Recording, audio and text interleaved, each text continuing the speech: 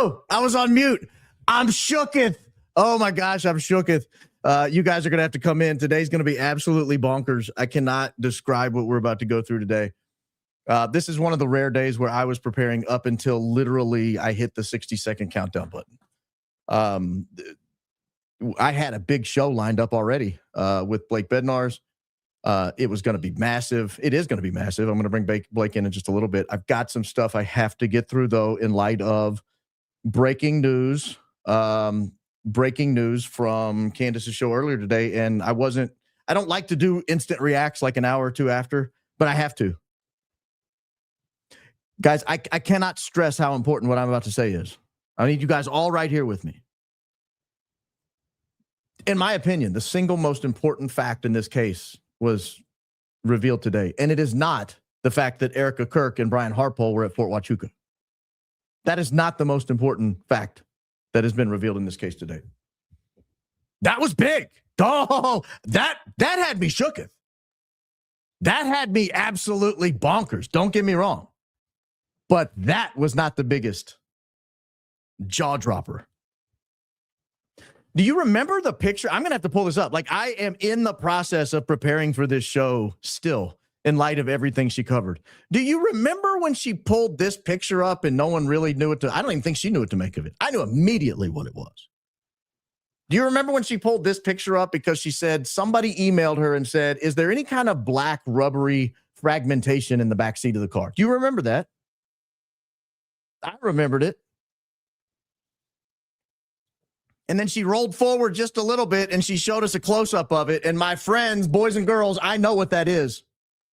She suggested maybe it's hard candy. It is not hard candy.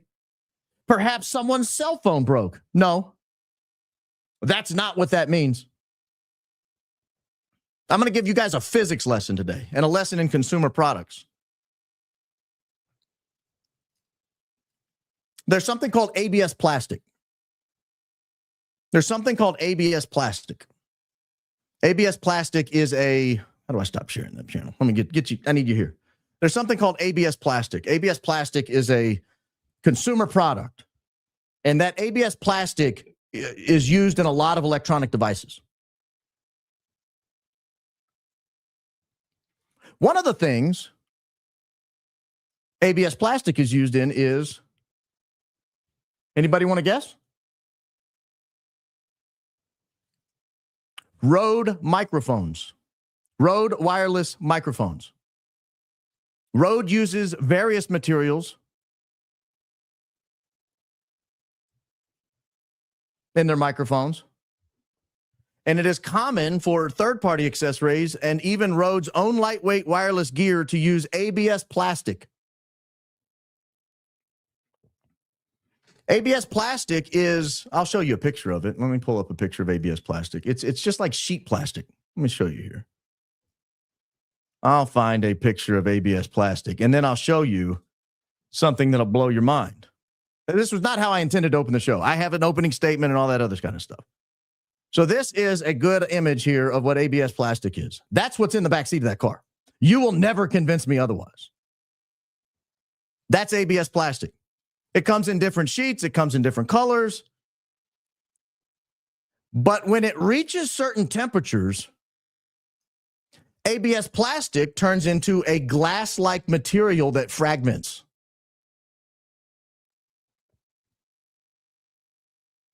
I've seen it. I've seen it with my own two peepers.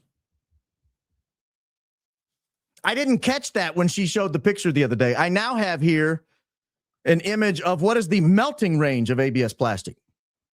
Check this out. Once you get, this is your service temperature here. This is like your ambient room temperature. And then you can heat it up a little bit and it'll flow. It becomes rubbery. But there's a glass transition phase. When you get into that glass transition phase, it becomes rubbery. The stiffness decreases. And when you get it into really high heat, it fragments like glass. I don't know what took place under Charlie Kirk's shirt, but I do know this. There was a lot of black ABS fragmentation in the backseat of that car. It's what it looked like to me. Now, I don't know what else the military has, what DARPA programs they have, I have no idea what else exists out there. But I know this. That's fragmented plastic. That is high temperature fragmented plastic. And it reminds me, so I had to pull this up. Stephen Gardner at one time was on the right track, and then he went weird. I want to show you Stephen Gardner. He was working the under the t-shirt phase at one point. He was working the under the t-shirt phase. Guys, I've forgotten every rule. I was so shooketh. I was preparing until the absolute last second. I totally forgot to welcome you guys into the program. Welcome to the Real Baron Podcast. This is Baron Coleman. I am going to go absolutely bananas tonight. I can't help it. Like the video, subscribe to the channel. We gave away $1,000 last night. The winner is in the description of yesterday's channel. The backup winner got in touch with me. The primary winner, I don't think yet, has gotten in touch with me. He's got 7 days, so if he has, don't worry, you didn't miss anything. But go ahead, like, subscribe, and all that. I'm in the middle of an absolute torrential downpour thunderstorm outside. So if I get struck, it wasn't Charlie Kirk's security team. All right, let me get you over to this here real quick. Hold, please. I got to get you over to this. This is Stephen Gardner back before he went weird. I'm just kidding about that. Stephen does great work. He and I just don't see eye to eye on this, but at one point we did. Because Stephen here is going to walk you through something that takes place under the shirt. And now that we have the black plastic fragmentation in the backseat of the SUV, thank you, Candace. You may have solved the case, or at least took a large step towards disputing a fragmented bullet that they've now gone to. But let's watch what happens here to Charlie's shirt and notice where the energy comes from. Very, very sad. I want to show one other thing here for you guys that leads me to believe that your analysis, it shows the movement of things, the energy of things. I'm going to press play on this, and then I'm going to slowly drag it. But you can see his arm, his legs, his face, the microphone, and you're going to see the energy comes all from the front and then out his left side. Let me go ahead and play that for you guys. Boom. Boom, right there.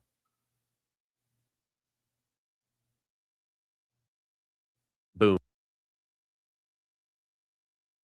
I'm trying to catch it at just that moment. Hang on just a second. I'll catch it there eventually. All that energy. Now let me slow it down here. So he's perfectly sat. And then all of this. Boom. There it is. That's the image I wanted. So what you're looking at, I think a guy named John Bray may have come up with this. Now, his microphone, if you see my green cursor, his microphone is up here. Do you see this red circle they have on the screen? His microphone, his portable microphone is above that. And you'll notice there's not a lot of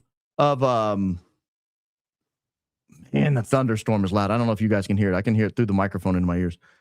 You'll notice the microphone is up here above this red circle. Again, this is not how I intended to open the program, but in light of the black plastic fragmentation, I've been losing my mind since about 4:15 today when I first saw Candace talk about it. But what these colors mean is the darker the color, the reds, the yellows, that is energy moving the shirt up.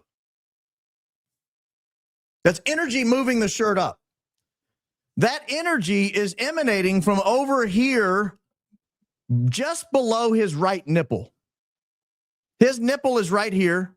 There's a tremendous amount of energy just below his right nipple, almost to his right rib. And then there's energy up here where his neck would be. I don't know if you guys can hear that. It is wild. There's energy over here where his neck would be. But this energy right here cannot be ignored. Something ignited that. Something got that going. Now, if you guys want me to let you in on a little secret, the picture I have no one else has seen, this is where the burn is on his body, right below his right nipple on his right ribs.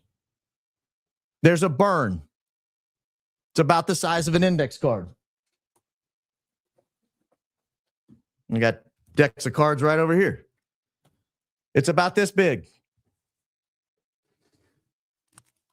Other nipple. Hang on.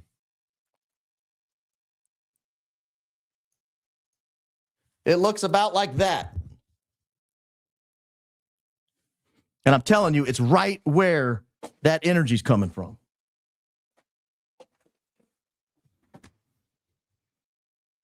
And then I find out today on Candace's show, there is black plastic fragmentation in the back seat of the car. And I see tremendous energy right here. And I see tremendous energy up here. And if you let this roll just a second, Sudden boom. You see that you can see it again. energy. Boom. My friends, I am not ruling out that a bullet entered his neck. I have not ever ruled that out. I am not committed to the fact that he was electrocuted or that something exploded on him. But I will say this. This is not a 30-06 round fragmented or otherwise, frangible or otherwise, entering his neck. Period. End of story. Close the case. Stop it. Stop insulting my intelligence. Stop it. We're going to talk about a lot tonight. We're going to talk about a whole lot tonight. But I had to open that way. I had to open that way. Because I almost opened the show an hour early just to get this off my chest. This whole case has been blown open on that one photo alone. Notice what they did with the van. I thought at first, well, maybe you don't want to put a bloody van or a bloody SUV back into your fleet service if you're a rental vehicle. Yeah. That's even more likely now that there's black plastic fragmentation all over the back seat where he was. And I'm telling you right now, every single person in that van, every person in that SUV knew about it. That's Frank Turek. That's Rick Cutler. That's Dan Flood.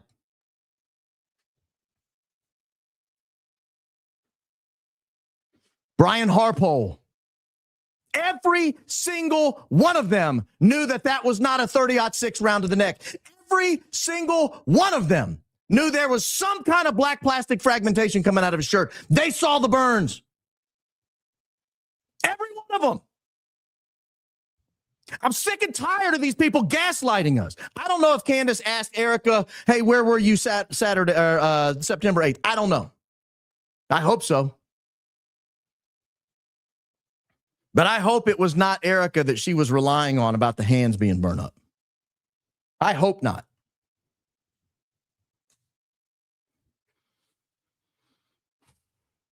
We got a lot to get through tonight. A whole lot to get through tonight. I want to do my normal open. I almost trashed the whole opening statement. Actually, though, it's really kind of right in line with it. I had this written because I knew I was going to have Blake Bednarz on, so I wrote this open because we're going to talk about, frankly, a scenario that absolutely could result in black plastic ABS fragmentation in the backseat of the car. We are. That's what we're talking about tonight. I'm so mad right now. I am so angry right now. All the people trashing me the last few days, electrocution, what an idiot. He was clearly blown up. He was clearly shot with a 30-06. My boys, no, he was not. Boys and girls, he was not. They would not be switching to the frangible round story. I don't know if you guys saw Nate last night. Talk about Nate was rolling last night. Nate Valhalla, for those that don't know. If you guys didn't see him last night, don't stop watching me. You can't do it after my show either because I'll be on with Clint Russell tonight on Liberty Lockdown at 10 o'clock Central Time, 11 o'clock Eastern Time. So don't do that either. But find time. Stay up till 1 in the morning and go watch Valhalla from last night. He fried these guys over the frangible round theory. Just fried them. He just cooked them. And I was kind of torn on it before I watched his show. And then I thought, wait a minute. Yeah. Why did they let him lie for 3 months? And now they're coming out with it. And it just happens to conveniently explain. I'm going to get to all of it. Oh, I'm going to freak out tonight. Sorry, guys. I should have had the bad cop hat on. All right, opening statement. Here we go. This has everything to do with bringing Blake in a little bit. He'll be here in just a little bit. This has everything to do with the black plastic fragmentation in the back seat, ladies and gentlemen. You know, everybody's, one more thing before I get to the opening statement. I don't know how I'm going to get through tonight. This is going to be a nonlinear night, guys. I'm sorry. You know how everybody's going out there and shooting dummies and shooting pork loins and shooting, back straps, trying to mimic a neck with a 30-06. You know what they need to shoot? You know what they need to? They need to blow up black ABS plastic and watch it fragment. And then go back and compare it to Candace's image. That's what they need to do. That's what they need to do. All right, here we go. I'd like to talk to you tonight about magic, real magic. Not the kind with dragons or wands or sparkling portals to other worlds. I mean the magic that happens right under your nose in broad daylight while you're staring right at it. The magic of the human mind, the sleight of the hand. The art of the impossible made possible because you, the audience, are so very willing to be fooled. Magicians are not sorcerers. They are liars. Beautiful, meticulous, but rehearsed liars. They tell you a story with their words, with their gestures, their smiles, and you believe it because you want to believe it. You want to be astonished. You want the world to contain a little wonder, even if it's manufactured. And that desire, that hunger, it's the greatest assistant a magician could ever ask for. Take misdirection. Misdirection is the heartbeat of every illusion. It's not about hiding something in the dark. It's about shining a blinding light on everything else. A magician can make an elephant vanish from the stage, not by cloaking it, but by making you fall in love with a dancer twirling the spotlight 30 feet away. Your eyes follow her lips, her smile, the flash of her sequins. You applaud her grace, and when the curtain drops, the elephant's gone. You gasp, not because the elephant disappeared, but because you finally noticed it was missing. You were looking exactly where the magician wanted you to look, and still you saw nothing. That, my friends, is magic. Now imagine taking that same principle off stage. Imagine applying it not to cards or coins or vanishing cabinets, but to something far more permanent. Imagine a murder committed in full view of hundreds of witnesses, and not one of them sees it happen. It's not as difficult as you might think. At the risk of being too on the nose with Charlie Kirk, I'm going to back it out to another example. Picture yourself on a bustling city square on a summer afternoon. The sun is high, the crowds are thick. A street musician sets up on a busy corner. He's got the magician suit, like the top hat, the tails. He's doing close-up work. He's got cards, he's got cups and balls, maybe a little bit of firework. And people are gathered around. They always gather around a magician. There's something irresistible about a man who promises to break the rules of reality for free. In the front row, there's going to be a guy there. We're going to call him Chuck. Chuck has come to watch. He's amused. He's skeptical, but he's a little smug. He thinks he knows how all the tricks are done. He's read the books. He's watched the exposés, and he believes he's immune to deception. Poor Chuck. So the magician begins with something simple. He borrows a coin from a young woman. He marks it with a pen. He makes it vanish, and he produces it from behind a child's ear. The crowd goes crazy. They love it. They gather a little tighter. People lean in. The phones come out. Everybody wants to catch the moment. They want to prove that they saw the secret. And that's the first layer of misdirection. It's the performance itself. Their attention is pinned to the magician's hands, to the coin, to the child's delighted shriek. The crowd is invested. They're now participants.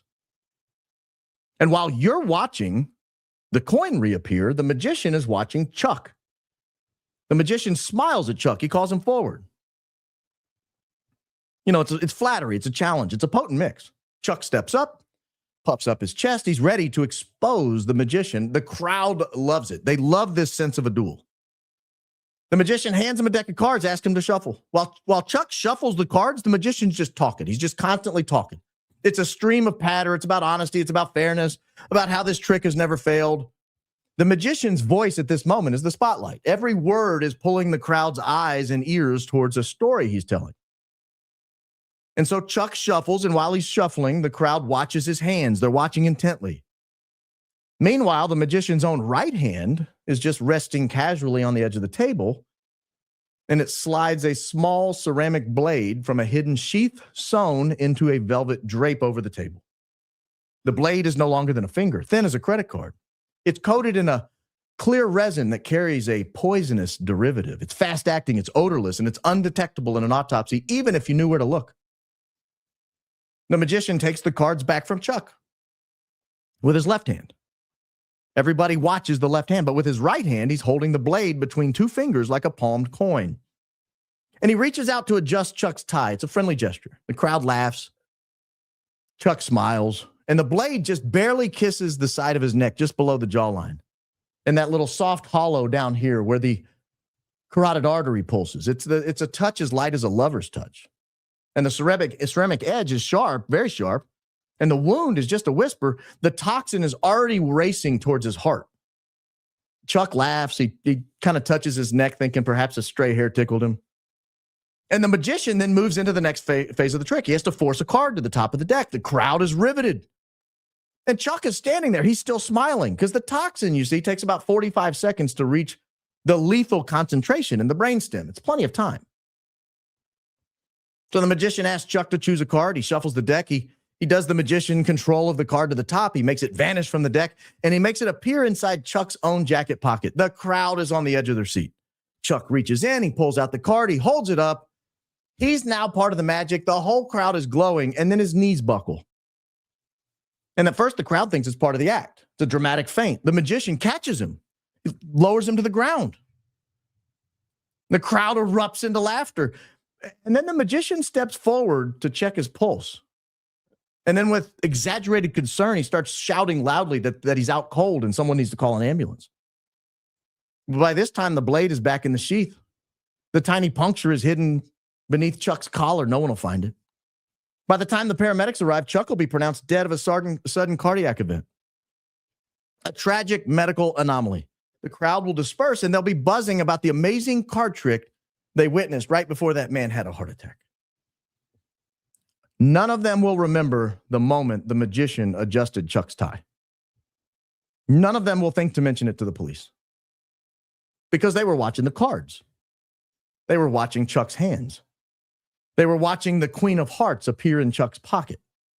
They were inside the story the magician told them. And the real trick, the one that mattered, happened in the space between the heartbeats and the flicker of attention the magician stole from them. This is the true magic. Not making something disappear, but making everyone forget it was ever there in the first place. Magicians practice for years. They practice controlling attention, controlling and orchestrating sightlines. They time every gesture down to the millisecond. They learn to read faces. They learn to sense when suspicion flickers.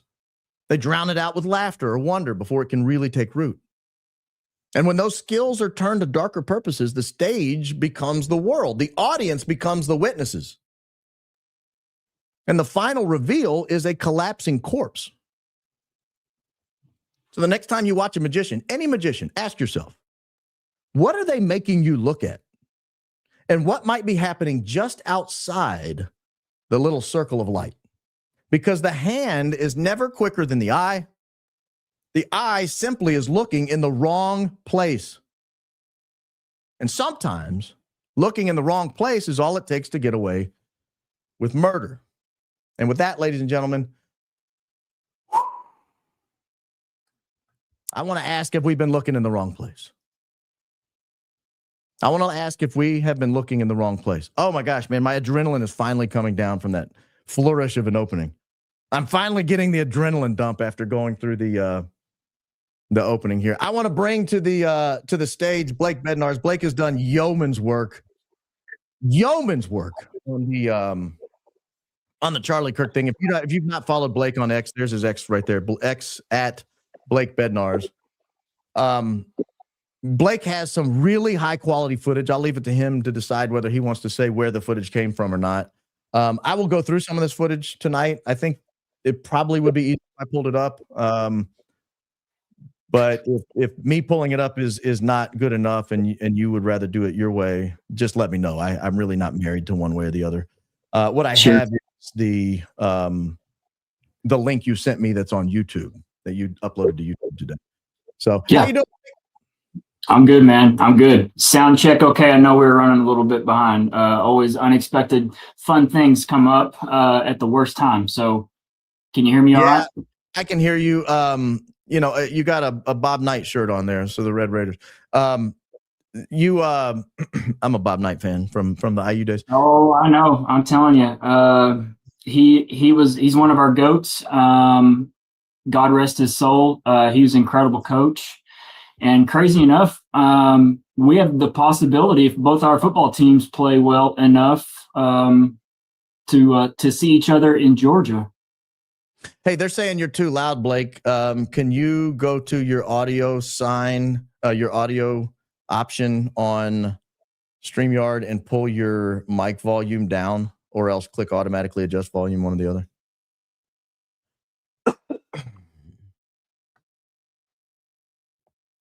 How's that? Is that better? That sounds better to me. We'll go with it for now, and if they keep complaining, then we'll listen.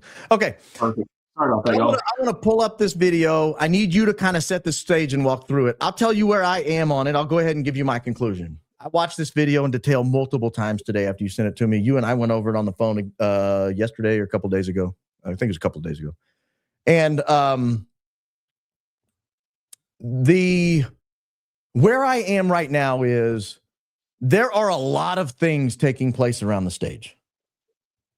We've got some of the things we've talked about on this program. We'll talk about a new one tonight, but everyone knows Dan Flood. Dan Flood's over here on the to Charlie's right, to our left of Charlie. He's the one that steps forward and gives the steel sign. We've talked about Terrell Farnsworth and 1776 Hat Man, the signs they were doing. We did talk briefly about Hunter Kozak looking to the left. You pointed that out, pulling down on his glasses. We'll talk about that again tonight. So there's a lot of signaling going on around. Frank Turek, frankly, grabs his hat and does the old tug on the hat, and that's part of it. So we've talked about all this, but you're going to identify even more stuff that's taking place on the stage. So I will roll through this. I'm going to start with timestamp 512. I'm a second ahead of that. I'm going to let that roll for a second. You talk me through what we're seeing. What Christian tradition is that? Right there, right off the bat. Where's the Christian belief? Why don't you go ahead and pause it right quick, Baron? Because I want to draw your audience's attention to Brian Harpole here in the blue shirt. Yeah, can I give a little background on him real quick for those that don't know? He was the chief contractor for Charlie Kirk for his security team. Brian Harpole was the one that Candace's guest tonight alleged was at the secret meeting at Fort Huachuca. That's Brian Harpole. He's in the kind of 3/4 length blue button-down shirt right here on the left-hand side of the screen in front of Frank Turek, who's here on white above him and right behind the speaker. So go ahead. Yeah, so we're going to pay attention closely to his front right pants pocket, okay? Because there's something there. He is going to go into that pocket, adjust things or something, an item inside that pocket, and you have to be really, really watching for it because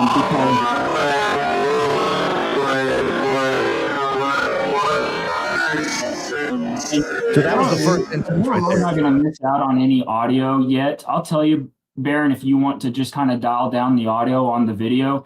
And then on your settings, are we in 1080p, the highest frame rate? We are. What you're seeing is so it takes 1080p coming out of my machine. It looks great on my machine. It runs it through StreamYard compression. It runs it through YouTube compression. And so it's not going to, that you've already uploaded it to YouTube once, compression. So this is actually, you're going to see it third or fourth hand here. It does clear up in just a minute. You'll see it get a little clearer, but I want to go back through this. Volume off now. This is in 25% speed. We're looking at Brian Harpole's right pocket. So it'll be the left side of our thing, his right side. This is just the very first instance of him reaching in there. Right. So let's look at it again one more time, and then we'll go to the next timestamp.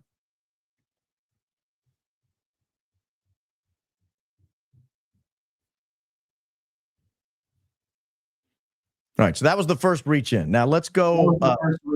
And I want to also draw everyone's attention to this move right here. He is pulling down on his shirt because, in my opinion, he does not want any sort of underneath things showing.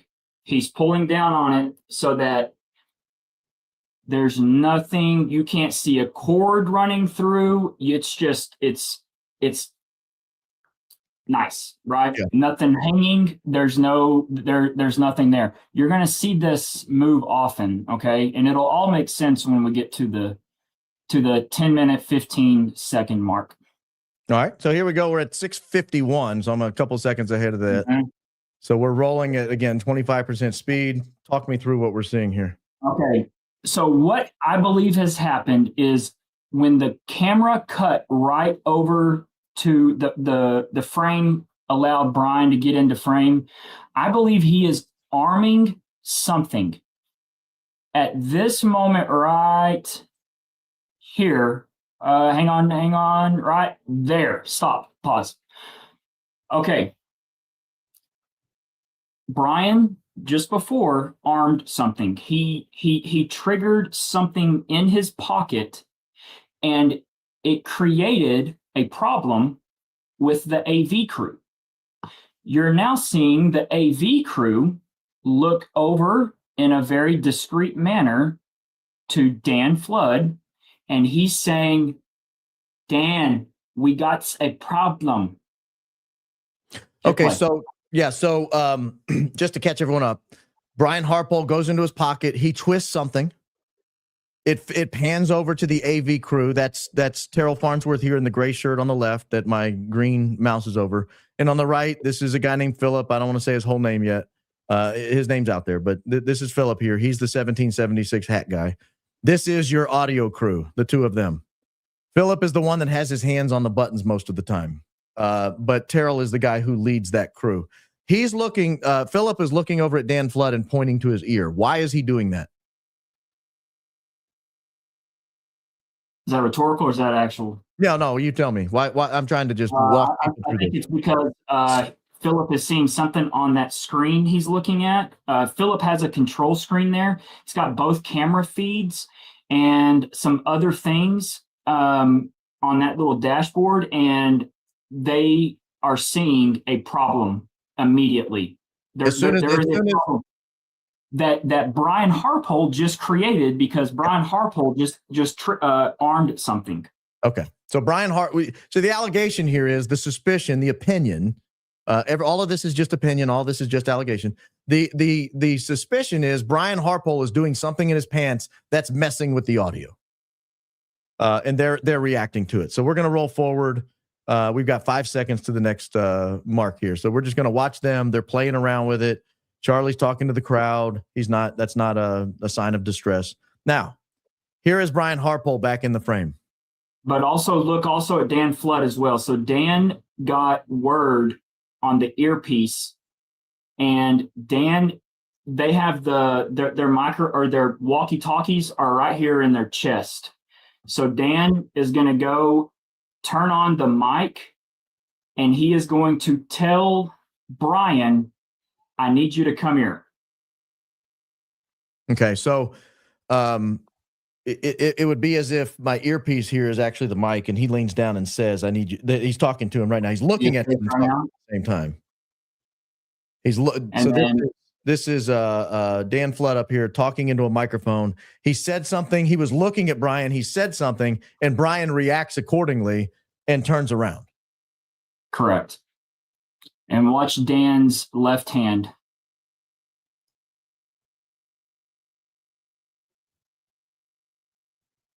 What was that? He's saying that the AV guys have a problem. Oh, he's pointing over the AV people. Okay, yeah. So to, again, put it all back together. Brian twists something in his pocket. The AV people go, what is going on? They look at Dan and say, hey, we've got a problem with the sound. Dan leans down, talks into his shirt, while he's looking at Brian. Brian turns around because he heard him. And then Dan goes, hey, the AV people. And that's where we are right now. So let's let it roll for just a second.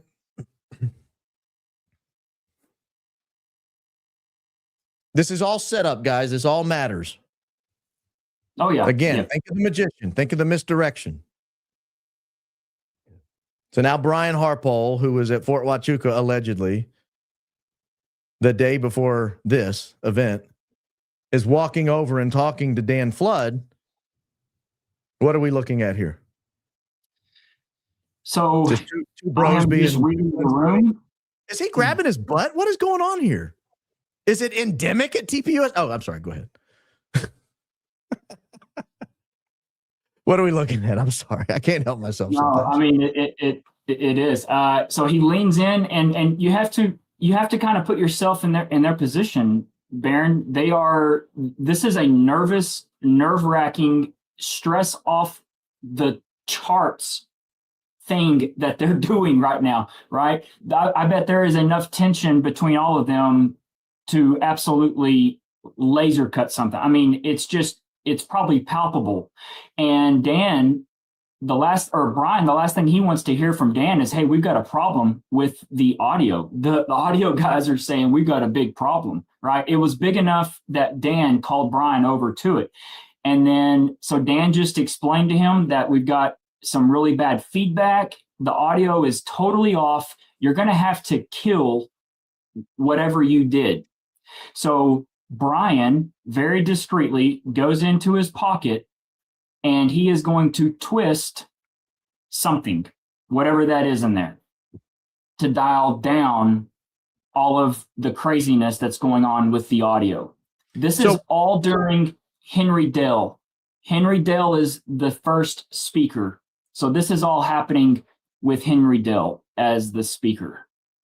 And it's interesting because we noticed a few episodes ago on this program, there was a lot of audio problem, a lot of feedback, a lot of cutting in and out, a lot of popping, glitching.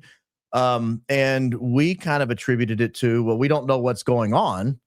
You're suggesting that the glitches are following Brian Harpole's reaching into his pocket and twisting something, and then they're corrected when he goes back into his pocket and twists something back. Correct. That's the allegation here. And again, for those that don't understand why we are looking at this so intently, we learned today on Candace Owens' show, she had a witness who places Brian Harpole at Fort Huachuca the day before this incident at Utah Valley University. Now, is it possible that's not true? The guy's BSing her. He's lying to her. He's a bad witness. He doesn't know Brian Harpole from his hole in the ground. Yeah, of course. But the problem is, she said that a week or so ago, and to my knowledge, Brian Harpole has not said, no, here's where I was. I was absolutely not at Fort Huachuca. I was at home with my dog. I was over in Texas visiting my wife. I was in Maui, taking in some rays. He's given no explanation for where he was.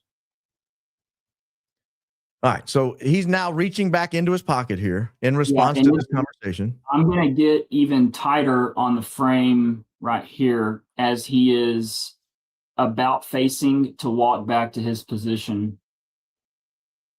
And it corrects. So I wanted to,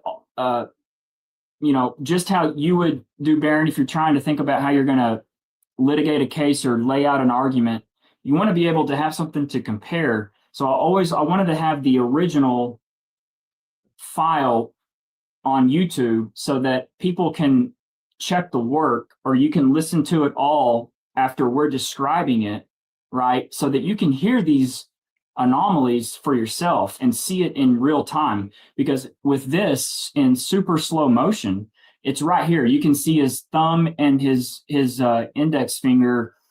They're adjusting something. It's something. He's twisting something that's hanging out of that pocket or just on the inside of that pocket. Exactly.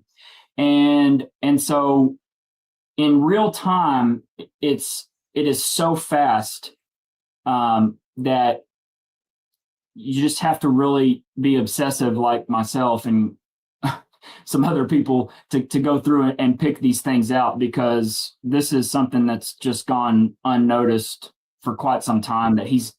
I don't know of anybody right now that has Brian going in and messing with his with something in his pocket at all, right? No, you were the first to bring my attention to this, and then I went back and watched it, and that's why I came up with the magician opening. I thought, what in the world? How did I miss that? I have watched this video 250 times. Yeah, I never noticed it's incredible. And I talked to you, and you suggest perhaps that's why so many people are doing different things. And I'll point it out when we get to it, just where I think it was something that they had about 6, 7, 8, maybe 9 different weird things that are happening, so that no one just falls in, hones in on the actual thing that happened, right? I mean, look at what Rick Cutler was able to command off of doing his thing. I mean, I still have people commenting today that there's a palm pistol there. And I mean, I'm telling you, the theories that just with every little person that was standing around there, their plan worked. The only thing that they screwed up on is they, first off, didn't account for me getting this video here. I don't have a problem. I got it from the UVU review. It's been verified. It's a legit footage. It's straight out of their Sony camcorder. And there are still some, I want your audience to know that there is still some students majoring in journalism that still want to do journalism. Isn't that shocking? And they care about getting the truth out. And so that's where this footage comes from. And then there's just blind luck. People that were recording in the audience and didn't, and actually came forward with their footage, right? Before we roll forward, we're going to roll forward to your 5th timestamp here, 8:22. Before we roll forward, when you look at Brian Harpole's shirt, this is obviously just opinion, obviously speculation. What do you think is that bulge right next to his right wrist and forearm? What is that? It is either a sidearm or he's got some things going on underneath it. There's a lot of things concealed on his person under his shirt. And Baron, I've gone back through all the past tour stops, and this is the only time that you see anything like this with him. He carries his satchel, but I mean, I don't know what else he would be having on his person that, like that wouldn't go in the satchel. I mean, I don't know. It's very bizarre. And no one has talked about all the things he has going on under his shirt. And you can see it in many different frames on this video, especially where there's outlines of stuff. So I don't know if when Sean Ryan interviewed him, asked if he was carrying the sidearm. I do know on his other side, he has a walkie-talkie. They all do, right there clipped in, but there's way more than just a walkie-talkie. So I talked to a friend of mine after you showed me this video, and I said, hey, watch this in the context of Terrell Farnsworth telling Candace Owens that Terrell Farnsworth had to be there because they were doing something new relative to live streaming outside as opposed to inside. And his answer was, yeah, that makes sense because indoors you would have access to the university's Wi-Fi and outdoors you wouldn't. And if you don't have access to the university's Wi-Fi, you won't have a reliable signal to pull off any kind of coordinated I don't want to say, I'm very cautious how I say this. Some sort of coordinated, timed delivery device. You would need a very reliable network service for that. And so anyway, I just thought I'd mention that. So let me roll forward. We're at the 8:22 timestamp here. We're still at 25% speed. What are we looking at here? What is Brian Harpole doing? So he glances over to the audience, and I'm seeing a look of holy shit type of thing. Like he's not happy that he had to just do what he did, because he knows there's people that have video, right? Everyone's trained in on Dan and Charlie just because it's Charlie right there. And Brian just had to be pulled up there to discuss what's really going on in his pocket. And not only that, but he had to adjust what was going on in his pocket. And I just see not a happy camper. Yeah, and I'll suggest, I'll add to that. I think you're right. My opinion is I think your timeline adds up. He does something in his pocket. All of a sudden, the sound guy has an issue with the sound. He points to his ears. He looks at Dan. Dan says something while he's looking at Brian. Brian looks back at Dan, walks over there, makes an adjustment, and now he's walking back out. That's the sequence we just watched. Now, you can say maybe he, was just adjusting his mic volume. Maybe he, his earpiece was too loud or whatever. But again, in the context of this, it looks awfully suspicious. It's something that I think should probably be looked into. He at least needs to be asked, what was in your pocket? What is this something you always carry? What is it? Produce it. Let me look at it. And is that how you adjust it? Show me how it adjusts. Is it a rolling knob? Because that's what it looked like you did. All right. So and I would just push back that there's absolutely no possibility that he's adjusting the microphone on his walkie-talkie, because he actually does that. We just cruised over it when you first started the video here. He adjusts the volume when he lifts up that left side. He adjusts the volume there, right? So this is all happening on his right side. He adjusted the volume of his walkie-talkie over on his left. Okay. So, I mean, I'm just pointing that observation out. So what do you think is happening when this girl approaches him? Okay. So this is Chrissy. He mentioned it in the Sean Ryan podcast. I don't have a problem saying her name. He identified her as Chrissy, and Sean Ryan never asked him what he was giving her.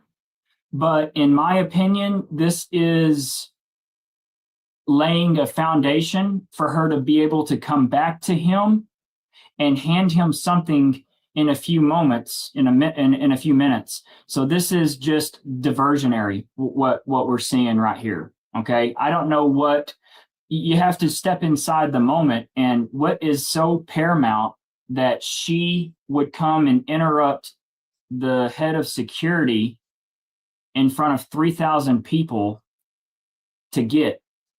I don't know. There's EMTs that are right back there on the other side of the minivan. So it's not something medical. It looks like I've always assumed it was a Band-Aid. That looks like he's holding in. Well, actually, that looks like a needle. I thought he pulled out a Band-Aid originally. That kind of looks like a hypodermic needle he just pulled out. Yeah, to me, it's all for a diversion. They're creating a diversion for here in a moment.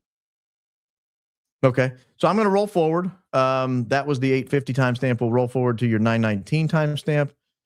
And talk to me about what it is we're going to see here. Okay, so it should be as she's coming back.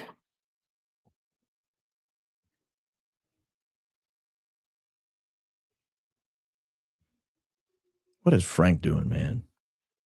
Yeah, so Frank, this is all show. And I know this. I can say this without a shadow of doubt, because we've seen other people from behind him shoot video, and there's nobody on Frank's screen. There's nobody there. I have a video and photos of him on the other side just a few minutes earlier, and you can see him FaceTiming like a woman. It's plain as day. He doesn't have a privacy screen. Okay? There's no one there.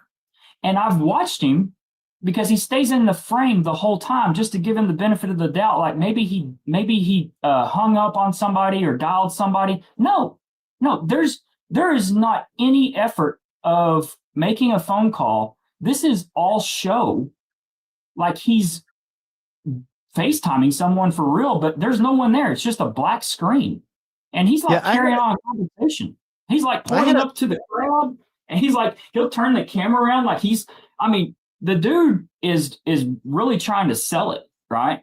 He's really trying to sell it. Is it possible, and I don't know if he has an iPhone or a Samsung, is it possible to video without your screen being on? Like with a black screen? Is it possible to video with a black screen? To FaceTime or video? Either. I don't know. I mean, I'm just giving him the benefit of the doubt. Like if you go to a black screen on your video, the video cuts out. It's not there.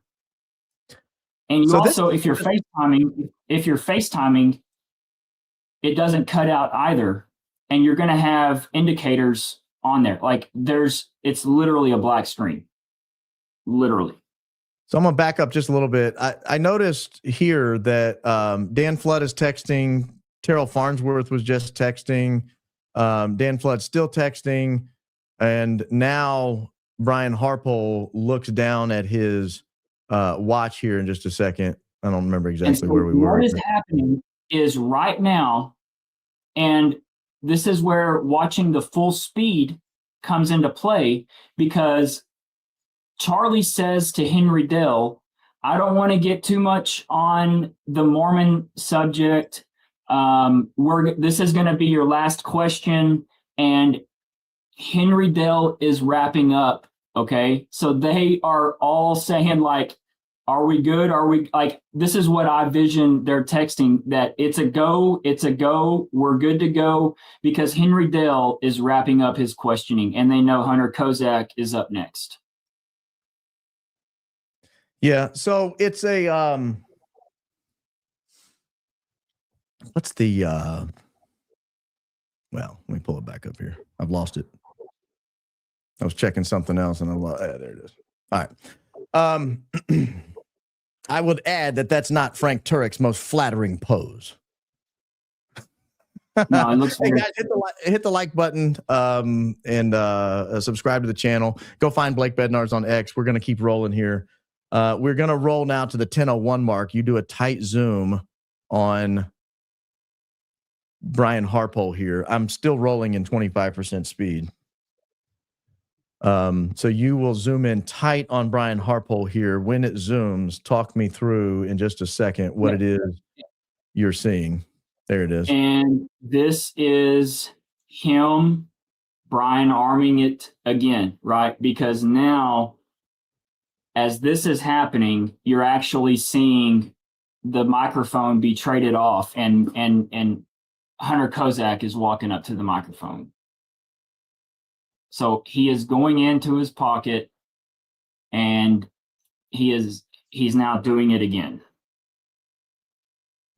Yeah, his thumb is in his pocket. It's playing with something. It's adjusting something. You're going to see it. He pulls it all the way out. I mean, you're going to see it here in a moment. Whatever that thing is.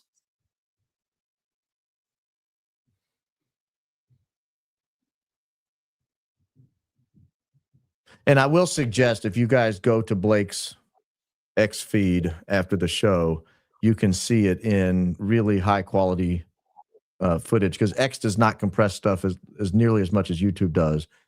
And you have YouTube compressing from X, compressing from StreamYard, compressing back to YouTube, and it's not nearly as crystal clear as it was when you were doing FaceTime on your TV the other day. But it's still, here he comes. He's getting ready to pull it out. You had yours slowed down, and I have mine slowed down because I didn't want to miss it. So yeah, it's going to be quarter speed. Yeah. All right, so here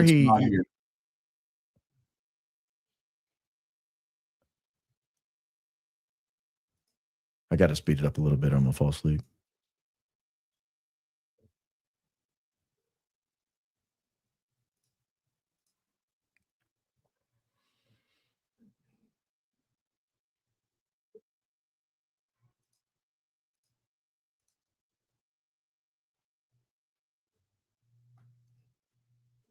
All right. Now he goes back to the T-shirt. So did we miss it right there? No, he's about to, right.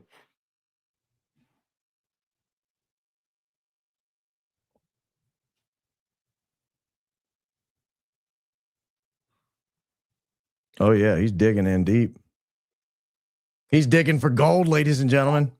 Going in. It's not a wedgie. Is that it in his hand, or is that a shadow? Okay, no, here he comes. Oh, yeah, there it is. He starts the pulling it out process. Yeah, but it's just a twist. Yeah, so what is it? Is it some kind of You're, I don't know. You need piece of technology that he's got like a knob on it? Look, Baron, whatever this is, it is so sophisticated that we will never, ever find it being just scavengers on the internet. This is so sophisticated but you just saw him do it. And it's, look who's coming up to the microphone, right? So press pause real quick.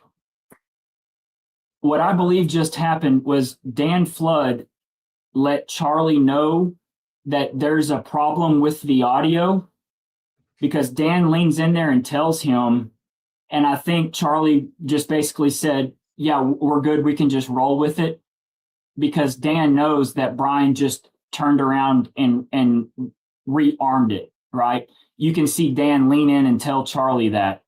And I'm sorry. I was going to say, we have the sound off, but if you listen to it, you can hear the feedback and everything. It's about to take off right here. Yeah. The sound really, really starts to act up. Yeah. So when he adjusted it the first time, before Dan called him over and said, hey, fix it, you got acted up sound. Then he fixed it. He let Henry Dell finish. Then he brought it back, twisted it again, and now the sound acts up again. And now they're going over there, and the sound guy's furiously messing with the sound thing again. I don't know if we have sound. Notice who all, like, watch all the AV guys, right? So you have Andrew now walking up. Andrew is the guy in the white right there. Yes, him. He walks up behind Terrell, and he's watching everything closely. You've got Blake Neff right there. You've got Mikey McCoy. They are all right there because everyone understands this moment.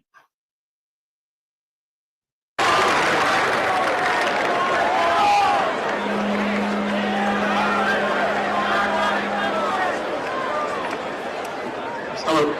Hi. Yeah, so we're good. Hey, Charlie. Hey, hopefully we're going to have a little bit more disagreement. And so your suggestion is whatever he just armed that caused the feedback, at this point he's saying we've just got to go with it. Right. Like yeah, they're not going to. Yeah, we can't adjust at this point. No. Because we know this is the questioner. This is the guy that's going to ask the question about trans rights. And we're going to put the patsy up at this point who is going to have lived with a trans person. So you're good to go. Now, what I notice about Brian here is everyone's demeanor changes when Hunter Kozak gets to the microphone. Absolutely. Mikey McCoy locks in. He's no longer texting and playing around. He's locked in. Dan Flood gets locked in. Brian Harpole locked in. No more looking around. No more texting. No more walking around talking to people. No more getting Band-Aids and mints. They're all locked in the moment. Well, he's not got the mint yet, but notice his arms, right? I mean, so he goes to the crossed armed position, okay? This is key, but let's go ahead and roll it right now. Was he in the crossed arm? He was not. Let's go back and look. So I'm going to just get a timestamp here. We're at 12:12. But if you go back and look, he was not in the crossed arm position at any point leading up. He actually does it one time, Baron, and his hands are open. Okay, his hands are open and flat. There, you can see that there's nothing in his hands. Yeah, so you're right. He's doing it like this. Well, he has one under here, but it's open, and one is up on. You can see his fingers opened. Yep. Yeah. And then of course they're dilly-dallying around. He's in there fidgeting. He's still in there fidgeting. He's open-handed, walking around. Then when Hunter Kozak walks up to the microphone, the whole place locks in. I noticed that the whole place locks in. I'm just going to roll this for a second at real speed.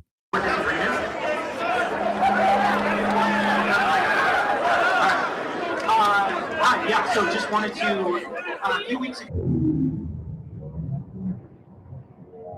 Okay, so this is Chrissy walking back up. Okay, remember how I told you that they were laying groundwork for, kind of a diversion type of thing. So she brings him back mints. Okay, this is what Sean Ryan asked Brian Harpole about. Brings him mints. What do mints allow for? Well, they allow for the opportunity for you to really get in your pocket. So it's basically another opportunity for him to go in his pocket. Now, whether he armed something else or it's just she's late, we don't know. There is tugging on the shirt again. And that's the only thing logically that I can come up with, is that this is why she brought him the mints, was just for an opportunity for him to get in his pocket, which he'd already done, right? And she's back there. She couldn't possibly see this. That's what I think. There's no logical explanation, Baron, for her to bring him mints. She doesn't bring anybody else mints. Why him? Is he a mint man? Like, he didn't even eat the mints. It's all for the opportunity to get in his pocket and not look strange, right? If he's just going in his pocket to do something, and that's probably what they all came up with, is we'll just bring you something so that you can put it in your pocket, and then as you go into your pocket, you can arm it. Well, I mean, look, I think counterfactual all the time. Is it possible he just had dry mouth, or she thought he did, or he said, "Hey, bring me some mints"? I try to think of that. Now, obviously, he did not open one. He didn't put it in his mouth. He just shoved it in his pocket, made some adjustment, and then went right in here. Now, you mentioned the first time he crossed his arms where his hand was open. This hand right here is his right hand. The tattooed arm was open and on top of his bicep. This time he takes a different posture. Now, I am an arm folder. I stand with my arms folded all the time. I always fold them the exact same way because there's a comfortable way to stand with your arms folded, and any other way is uncomfortable. If you have both arms, try it. Everybody in the audience, if you're not driving, try it. Sit here with both hands under both arms. You have to have one of the arms out to kind of catch it. But here he's got both hands under both arms. It's a very unusual way to stand. When I watched this after you and I talked and I was in the truck, I didn't do it while I was driving. I got home and I tried to walk in my house this way. And I thought, man, it just feels like my hands are going to fall off my body. Nobody stands that way. Right. Nobody stands that way. So let's roll it. And again, he is, well, you can't really see because he's cut off. There we go. So he is not flat, open-handed protecting. Both hands are under here. And this one's kind of folded in a fist. His tattooed arm, his right arm here is kind of folded in a fist under his arm. So we're going to see more of that in just a second. I just want to draw your attention that is a very unnatural way to stand. Anybody who folds their arms puts one hand out, regardless of which one it is. They put one hand out, right? That's just a natural way to stand. Almost nobody stands with balled fists under their armpits. And he proved your point for you earlier when he's standing that way, right? I mean, he proved your point for you. Well, and while we're waiting and just letting it roll and just watching this awkward stance, I want to say, I don't know that he was at Fort Huachuca the day before, right? I didn't put him there. I didn't see him there. There's a guy who allegedly, or I heard him say today, he saw him there. He might be full of crap. He might be lying. He might be wrong. But if he was at Fort Huachuca the day before, and now he's doing all this crazy standing there like that, that's just, it's weird. But we go on because there's additional footage here.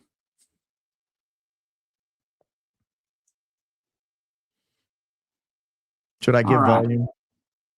Yeah, you can. Too many.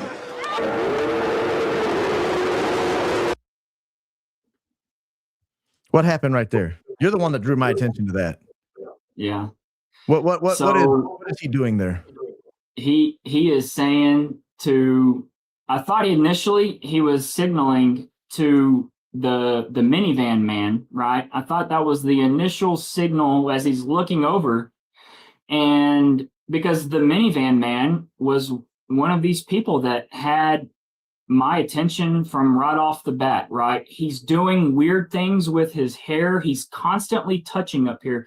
Keep in mind, let me just take a backstory here. This minivan man, he literally is, he's on video doing nothing ever. Like the entire day, people are running around, everyone Turning Point has that, we're Turning Point people. Like, it's awesome to be us, except for this guy. This guy looks like, I don't know. I mean, he's absolutely miserable. So basically, this guy walks up as Hunter Kozak begins to talk, and he starts fiddling with his ears and his hat, and he's messing with stuff. And at the very moment that this happens, the minivan man does something. Yeah. And it looks like he's triggering something. Well, thank goodness there's still some good people out there that were in the crowd, and they shot me a few videos. There's like 7 videos that are unreleased. This is one of them here. And I was able to see for a fact that minivan man had absolutely nothing in his hands. He's Right. doing it. He's doing it to be a decoy. Like a lot of people there, they all were trying to, because look what it did. It had me off a trail for at least 3 or 4 weeks, right? Where I'm like trying to find all this stuff. Yeah, we got someone, doing weird stuff. And so basically, they've got about 8 or 9 people with all these possibilities happening around you. And then the real thing is happening right under your nose. And so right here at this very moment, Baron, Brian Harpole is the person that Hunter Kozak is locking eyes with. And this little subtle look here is Brian looking over, and he sees Hunter Kozak touch his glasses, and then Brian does the look away, I'm cool as a cucumber, and that is get ready, because here comes the trigger question. Yeah, so I want to back it up, watch it in full speed here, because you watch Hunter Kozak touch his glasses, and from this angle, we can't see who he's looking at. So then you cut to another angle right behind it where you can see Brian Harpole looks over like, hey, I got you, kid. This is it. Yep, that's it. But here's something else I noticed. We'll talk about this later. Look who's in the direct line of sight here with Brian Harpole. Oh, Pappy. Probably the creepiest man at UVU this day. This is Jack Hibbs' brother. Pastor Jack Hibbs' brother is directly in the line of sight. Brian Harpole looks over, gives him the glance like it's go time. Hunter gives the glasses like, yep, I got you. Next question. But that stare from the old man and the fact that after the bang, the old man didn't budge, did not move, nor did this guy, I think, who's been unidentified so far in the short sleeve blue shirt right here. He didn't budge either. In fact, he just slowly looked up towards the roof line. Neither one of them ducked. Neither one of them ran off. They heard the boom. The old man in the white hat just stared straight at Charlie Kirk, never broke stare. And the guy in the blue just slowly looked up at the roof line. It was creepy. And when you showed me this video and number 47 there, the old man was in the way of this line of sight. I thought, man, that is creepy. But anyway, so we'll roll from here. Watch Brian's right hand under his left armpit. He is getting something in position. He's grabbing something under his shirt. And in the higher, you can see the little fingers right here, Baron. He's getting something ready. You can see his hands move. He's getting in position. It is what it is. in the higher quality one, it looks to me like his thumb moves up on top of something. Like he had it in kind of a fist and then his thumb moves up. Grabbing. Yeah. Again, this is all opinion. Allegations not presented as fact. If you want to present things as fact on your channel, that's your business. Go to Blake Bednarz on X and you can see it. I mean, I've pulled no punches. I've always said my whole thing. The video don't lie. People do. This is the video. What are you doing? What are you grabbing? That's hidden. Yeah. Well, I think it certainly needs to be investigated. But let's keep rolling because I think in a second you'll see the clarity of what I'm talking about with the thumb moving on top of it. Just for those that were wondering, this guy in the tan and black hat and blue shirt, this is who you were talking about earlier that you originally thought and spent weeks thinking he had something in his hand. And it does kind of look like in his right hand he has something. He does right at the moment of the bang squeeze something. Just like the guy in the white shirt, everybody said he had a cell phone gun. Bam, bam, bam, bam. Just like Rick Cutler, everybody said he had a palm gun. All this misdirection taking place. That was the whole point of my magic opening. It's all misdirection. So that we're not looking at Brian Harpole. Even the minivan door opening.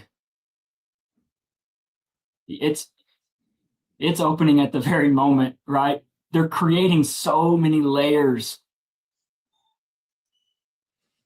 Look when Frank Turek gives his signal. Watch where Dan Flood looks. You tell me Frank Turek isn't signaling something.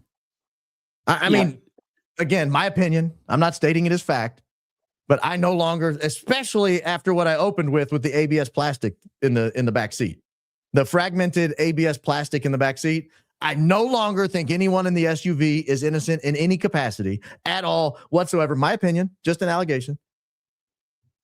And real quick, Baron, so the video, the full video that's on my YouTube channel, you see Dan Flood does cross checks. He goes left, he goes center, he goes over, he checks, and then he signals to steal third. Boom. Yeah, so he looked over. Yeah, he looked over at Frank Turek. Now he's looking over at stage left. Probably at the sound guy, probably at Mikey McCoy, someone in that area over there. Yeah, someone mentioned the guy in the back touching his hat too. That's the misdirection. That's the magician. Man. Yep. And it worked. Go ahead. See, look, and if you watch Minivan Man, it looks like he is signaling. Mm-hmm.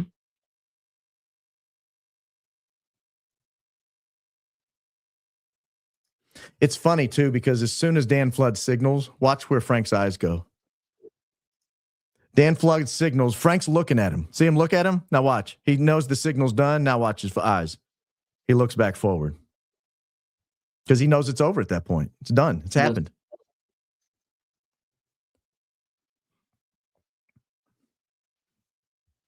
Now this girl right here, I can't remember who emailed me about her, sent me a bunch of information on her. We're talking about the photographer? Yeah. Yeah.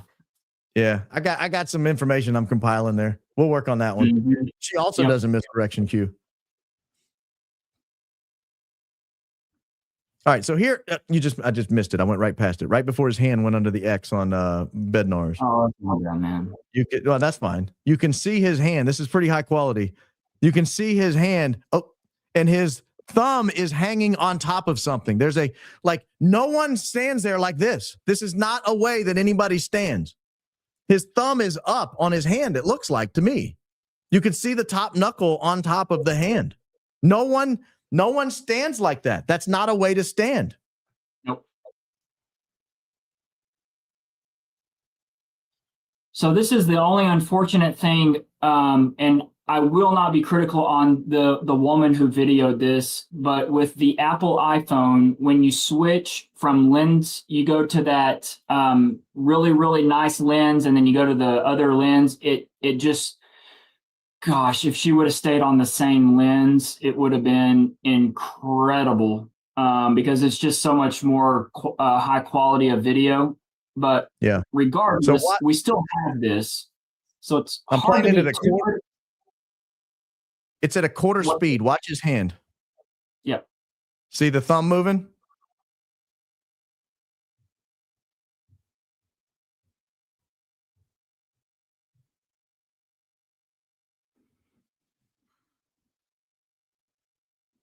What you're seeing is the tip of his thumb pointed at you. Nobody stands that way. Mm-mm. Nobody stands that way. Not that I've seen. And this is after he was grabbing, right? So like he was doing, this is after that. This is about to be the go time. This is where on the other video where we're looking right behind Hunter Kozak, the hand is already moved and he's got it in. And this is where now Dan Flood is doing his cross checks.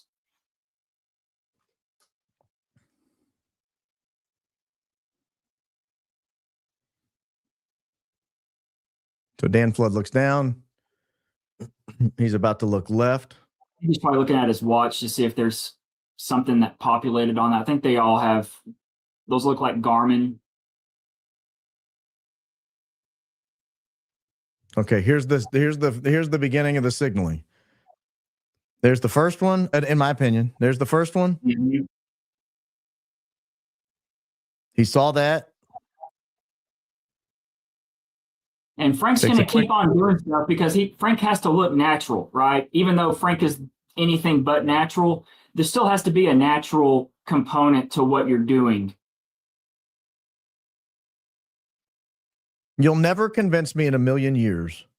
You'll never change my opinion that looking left, looking right, looking down, looking left, stepping forward and giving this baseball signal. And then as soon as you do, Frank Turek looks away because that's his friend that he's looking at right now. He sees the signal and then he looks away.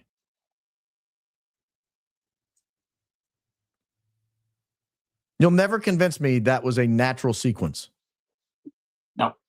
You don't show the shot, do you? No. Oh, you stop it right here? Yeah, I was about to say, I'm almost certain I did. Yeah, I'm stopping it here. I'll stop it here and I'll sit. Yeah, then you switch. So this is what we were talking about earlier, where all the force comes upwards with the shirt. Correct. All the force comes upward with the shirt, which if there are fragmented ABS plastic pieces in the back of the SUV, makes a whole lot of sense. Makes a whole lot of sense. And let me real quick, Baron, because something we're missing here, and it's because it's hard to edit with the actual event itself, and I don't want you to get any strikes on YouTube. Philip, the AV guy, they all look down, right? So this is right there next to the table, and they're like, they know what's coming, right? Philip, he's like right here on his computer, and he does this. He looks to the back of the tent, right? He doesn't want to watch. Well, he turns his head and looks down. Yeah, he turns his head and looks down. And then this is where the, well, I'll just use how Candace described him, supercalifragilisticexpialidocious Mikey McCoy bolts, right? This is that whole sequence. There's really no way of showing that. It's on my X page. Feel free to check it out, where Mikey McCoy, within milliseconds, he's on his phone and he's turned around walking, just casual as can be, on his phone, walking out the back. They knew about it. I'm going to stop there because I don't want I know what comes next. You show the puff of the back, and I'm trying to minimize the amount there. Yeah, I'm pretty sure. So the only reason, Baron, that I brought that one there is you can see his jaw clench. Yeah, he clenches his jaw, and let's face it. I mean, it is what it is. So here's a summation that I want to give of this, because there are one of a couple of ways you would react to this. We just identified a whole bunch of signaling, particularly that final sequence where Dan Flood, Frank Turek grabs his hat. Dan looks right at him when he does it and goes, "Oh," and then looks down and then looks to his left, makes eye contact with somebody, and then steps forward and does the signal, and then you hear the bang. Something triggered the bang. And Frank Turek, his original defense, one of the reasons I like this sequence, the way you've put it together here, Frank Turek's defense is, like, you needed me to tell you that Charlie Kirk was there. Charlie Kirk is so famous. You didn't need me to tell you Charlie Kirk was there. Well, no one needed you to tell him Charlie Kirk was there. What we needed you to do was provide a timing device when everything was ready to go, when the final question was coming up, when the bang would be able to go off, when we would squeeze the button, when all the decoys would all do their stuff, Rick Cutler would do his thing and distract look at him. I mean, well, you can't see him. He's on my screen. But Rick Cutler's doing his thing, and everyone's like, he's pulled on the device. He's doing this. He's doing that. Yeah, maybe. But I've got a guy here with his thumb on top of something under his armpit, and he was in there fiddling around, twisting something, and whenever he did it, it changed the audio. So you have this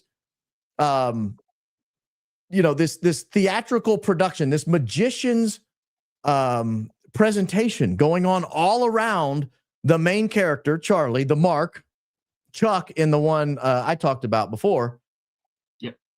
And then you have Brian Harpole, who may or may not have been at Fort Huachuca the day before, all of a sudden goes to cross-armed, fist underneath one of his arms. You see this hand, well, I'm going to pull this back up. You see this hand here is open flat. Yeah. This hand on this side is open flat. You can see his fingers right there. The other side is balled up like a fist with his thumb on top of it. That's a weird posture. I'm sorry. Now, so what happens is anyone who thinks we're onto something, you remember for 90-something days, they let us investigate. They let us look at shooting angles. They let us fire rifle rounds from all different angles, above, below, sideways, back, up, top, whatever. They let us do all of these things. They let us, was it the Sorensen Center? Nobody said stop. Was it from the Losi Center? Was it a different round? Nobody said stop. But as soon as the Fort Huachuca meeting comes out, as soon as people start saying, wait a minute, was he electrocuted? Wait a minute. What was it? Something, was it not a gunshot at all? As soon as that started happening, Erica Kirk is on a plane to Nashville, Tennessee to sit in with Candace. All of a sudden, there's a nationwide tour saying, you guys have to stop. You're going to cost us the midterms. If this is what the current crop gets us, then I'm not so sure I'm worried about them. That becomes a lessened thing that worries me at this point. Right. But yeah, as soon as we started zeroing in and saying, hey, wait a minute, maybe it wasn't a gunshot at all, or maybe the gunshot was incidental. Maybe the gunshot was backup, if there was a gunshot at all. And I'm not confident there was. I don't believe the frangible round theory. I don't believe it, because I don't believe they would have let Andrew Colvette go out with the Superman bone theory. Right. It wasn't. Blake, let me tell you how I think this happened. I think they thought this would be news for about 2 or 3 days. I do not think they thought Blake and Barron, two people no one had heard of 90 days ago, would be sitting around 98 days, 99 days after this murder on a YouTube channel, going frame by frame in HD, looking at every security person's hand movements and the coordination. I don't think they anticipated that. It was the last thing on their mind. Give them a second bullet. Go ahead. No, they had absolutely. It was not written in. It was not a part of their calculus at all. At all. And you know what? Guess what? Here we are, you and me. And we're the first people to be talking about this. Your audience, y'all are the first people to hear this. I put it out on my X page earlier, but these are some very serious questions. That's why I tagged Cash Patel, Dan Bongino. I know he's on his way out the door. Tagged the Utah County prosecutor's office. If they see it, I tagged every single person that I know that would have any sort of legal clout in this situation to look at this. Well, and here's how I look at it, and this is how my channel has to look at it. I raise issues that can be investigated. I've raised the possibility that his hands were burned up. If people disagree, that's fine. You come with better evidence, I'll change my mind. I'm raising the possibility here because you drew my attention to it, that Brian Harpole may have adjusted something in his pocket and squeezed something under his arm because he was acting exactly like somebody who was doing exactly that up until the moment of the bang. Let me ask you something, Barry. You've practiced criminal defense law, right? I mean, have you ever have you ever heard of basically someone basically kind of taunting you to prove it, to come with evidence and to prove it? Like basically, you need to shut up unless you can prove it. And that is what we've been told by Frank, by Brian. Literally, they're sitting there telling us to prove it. Come with evidence, come with facts, and prove it. Don't just say baseless accusations. So this is it. I mean, when are we going to get at least a response from this? Like where someone actually answers some tough questions? Because this is the furthest thing. This falls under no gag order or anything. I mean, this is literally us just questioning two dudes that were there, that were there in some sort of official capacity with Charlie, right? So why are we not getting any answers? Well, again, here's where I take it. You don't like the electrocution theory? Fine. You don't have to subscribe to it. I've put it out there. Now, thousands, hundreds of thousands of people have seen it. They've been exposed to it. Andrew Colvett has mentioned he's seen it. He's now been exposed to it. Blake Neff, Viva Fry, they were all there when he said it. So they've all seen it. Their whole audience has seen it. Okay, so I put it out there. I still think there's a lot of merit to it. But in my opinion, is that 100% the cause of death? No, I can't say it's 100% the cause of death. I absolutely can't say that. What about this? Is this absolutely some kind of detonator or some kind of something that triggered a bullet to invade Charlie Kirk's neck? I can't say that, but I can say it sure looks like he's doing something in his pocket and it needs to be looked at. It just needs to be looked at. 100%. You brought up the minivan man and was he squeezing something? It forced people to come forward with better video and you were able to clear that guy. Absolutely. And that's what this is about, because literally, this is still one of the most trending topics on X. I mean, I make it a point to check the trending stuff at some point during the day on X. I've done it every single day. Charlie Kirk on at least my screen, and maybe the algorithm knows that, I am all over this, so it's going to tell me what I want to see, but I'm pretty sure that it's pretty much across the site wide on what's trending. Charlie Kirk has always been there. Like, people are not satisfied at all, right? Yeah. There's a frustration, a palpable frustration, because that might be the understatement of the year. Because we demand that this get right. I think that's what the signal that we are sending is, that we demand this get right. Hey, Blake, tell them how to get in touch with you. I saw some people in the chat asking if you had YouTube or X as your only outlet. Tell people how to get in touch with you. Yeah, so West Texas is the best Texas. That's my channel. It's also a fact. That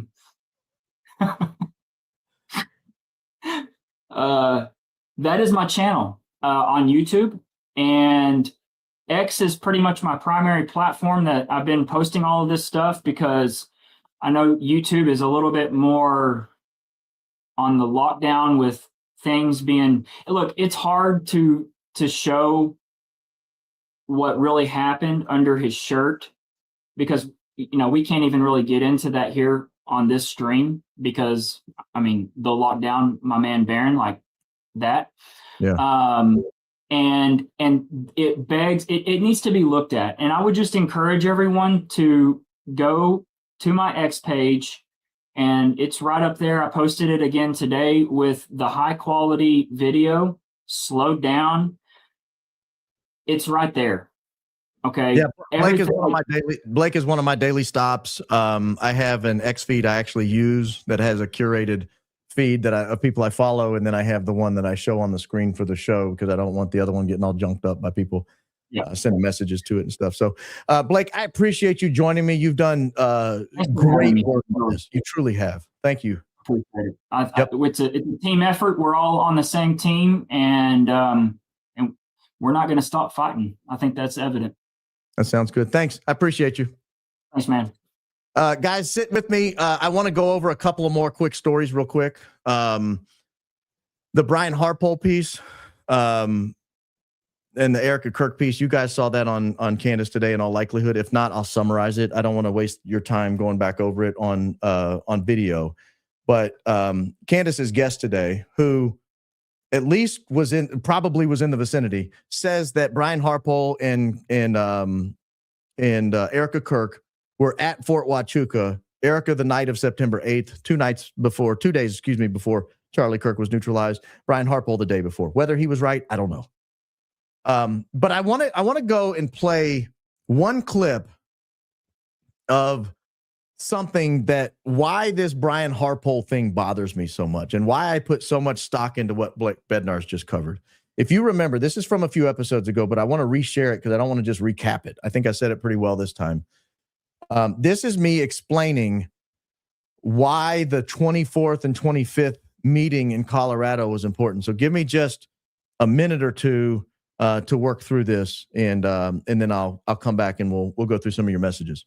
Someone incredibly important was in Colorado Springs that day, August 25th.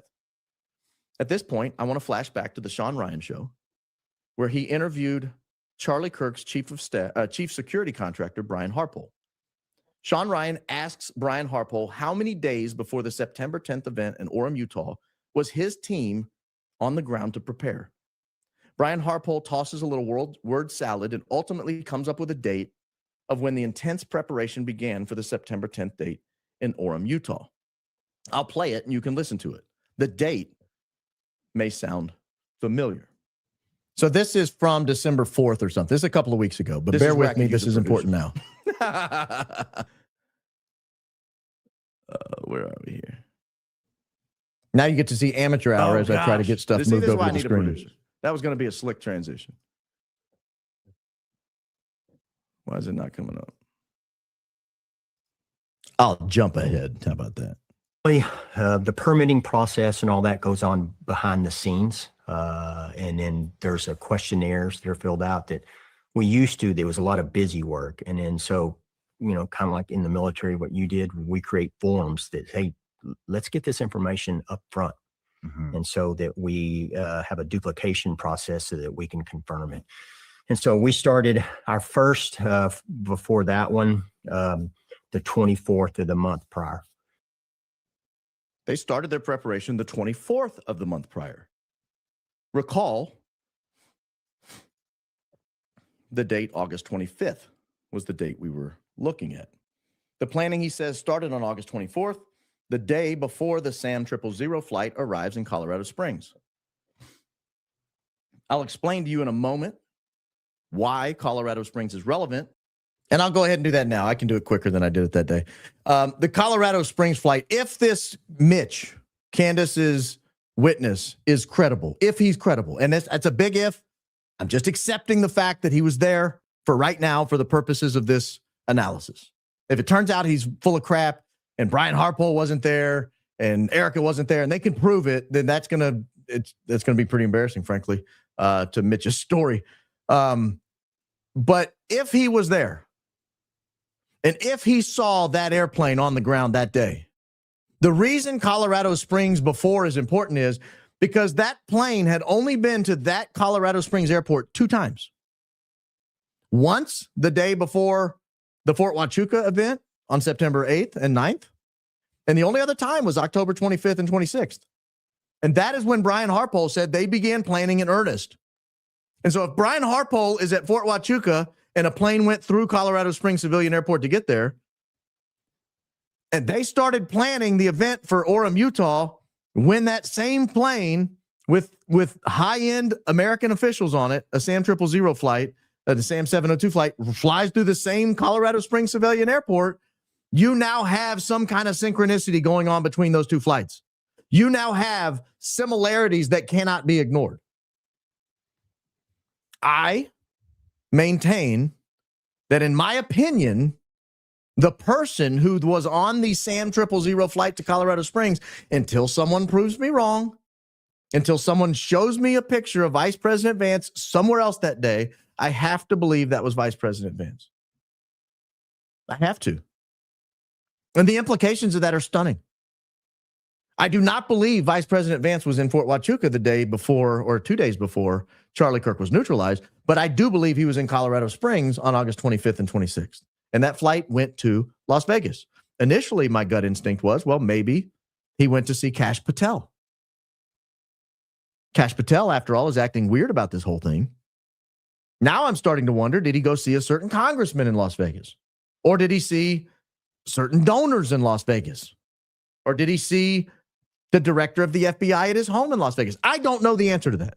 I don't know why that plane was in Las Vegas. I don't know why a SAM 000 would have been in Las Vegas. I don't know why a SAM 000 was in Colorado Springs. But there are only so many human beings on the freaking planet who ever get a SAM 000 designation. And the primary one is a guy named J.D. Vance right now. The one before that was Kamala Harris. She flew under SAM 000. The one before that was Joe Biden. Or it was Mike Pence, and the one before that was Joe Biden. All of those people flew on SAM 000 designations. I'm just putting it together, putting it out there. You guys can accept it, you can reject it, you can throw it away. But for the last 2 weeks, this has been in my crawl, because I think that show was from, let me go back and look at when that show was from. That show was from December 10th. So that was 8 days ago. 8 days ago, I made that connection. So let me run through some of these comments. I think these will be electric tonight. Get what I did there? Electric. It would be impossible. Oh, where'd you go? It would be impossible to be running in 1.25 seconds after the shot, but the weapon is already stashed away in the shooter's bag, fleeing on the roof. Agreed. Cannot agree more if I had to. After Candace's show tonight, where do we go from here? I was literally in tears. Please stay with her. I was probably the only person last night. Nate kind of defended her on Valhalla, kind of defended her, but I was one of the few people defending her yesterday. Almost everybody jumped on this frangible bullet bandwagon and acted like Candace got taken a bag of money and was forsaking the cause. Hey, today's show indicated she hadn't done that. I mean, she decapitated Erica Kirk today. I mean, decapitated. If Erica Kirk cannot prove where she was the night of September 8th, and you know they're scrambling right now to come up with something, assuming she was in Fort Huachuca or Sierra Vista, Arizona, if she really was there, you know they're scrambling to come up with some sort of explanation. They have to be. They have to be. This is why he pled with Andrew Colvett last night, because he knew what was going down today with Candace Owens. No, I didn't know what was going down with Candace today. She didn't give me an indication what she was going to cover, nor should she. I mean, she can. She's welcome to. Candace, call me. She's welcome to. Make sure there's nothing proprietary on there. See a Pacer score. No, she didn't tell me what was going on last night. I pleaded with Andrew because it was the right thing to do, and I still think that, Andrew. I still think that. I pleaded with Andrew because it's the right thing to do. I think Andrew has a shred of humanity somewhere buried in his chest and is dying to come forward. Go Baron, go Baron. Thank you, Blue Cheer. You are always so fine. Always so kind. Always so kind. Charlie Kirk closed his eyes like he was bracing himself. He knew it was coming. So on that point one, I agree that's what it looks like. I agree that's what it looks like. It looked to me like Charlie Kirk braced himself. He clenched his jaw. I kind of cut Blake off when he was making that point. I shouldn't have. He clenched his jaw. He looked like he tightened his hands a little bit. Closed his eyes. I agree with you. George Webb's preservation letter. What if TP doesn't honor it? Why would they? I don't think George has a cause of action. Is it a heads up to start shredding stuff? Yeah, they're welcome to. Treats for Tilly. Thank you so much. I actually did buy, they cost a little bit more than I thought they would. I actually did buy some treats. I got to get them out of my truck. Poor dog. Sending love from the Balkans. Shabbat Shalom. Hey, thank you. We're huge in the Balkans, Dave. We're huge in the Balkans. We've got Albania on lockdown. Absolutely on lockdown in the Balkans. Love your family for sharing you with the world. Thank you and Merry Christmas. Merry Christmas to you, Cindy Lou. I love my family, and I'm thankful they allow me to do this. And I could not do, frankly, I mean, I couldn't do this without their support and help. Absolutely could not. And one day she may pull the plug on it. Well, hopefully not. Hopefully not. Hopefully not. Let's see here. I don't care what you have to do to make it happen, but you have to do a collaboration live stream with Candace ASAP. This is getting too close.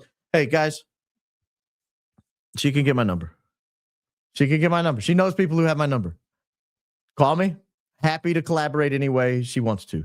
Happy also to sit back here and do my show and pursue my theories and see where they lead.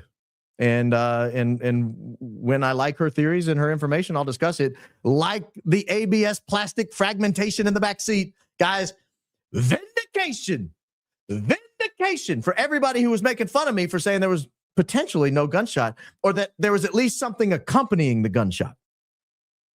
There was at least something accompanying the gunshot. If there was a gunshot at all, there's something was accompanying it, or there would not be ABS plastic fragmentation back there. I love you, Professor Barron. Oh, thank you, Cherry. Cherry, Cherie, whatever your name is, thank you. I've got an aunt, my Uncle Larry. I shouldn't have said that. Now you guys know who my uncle is. I won't tell you where he lives. You guys will be all freaked out. It gets too close to this case. Today was and is wild. The lack of Candace Owens criticism after her live on X today is scary. The lack of criticism is scary? Why would that be scary? I mean, look, if I do something that deserves criticism, criticize me. If she does, criticize her. If Ian does, if Nate does, if Blake does, if Ryan Matta does, if anybody covering this case, George Webb, anybody that's covering this case, producing primary materials, if they deserve criticism, criticize. That's the whole point of this exercise. We're not above criticism, but don't criticize just because you don't like where it's headed. That's what I feel like is happening.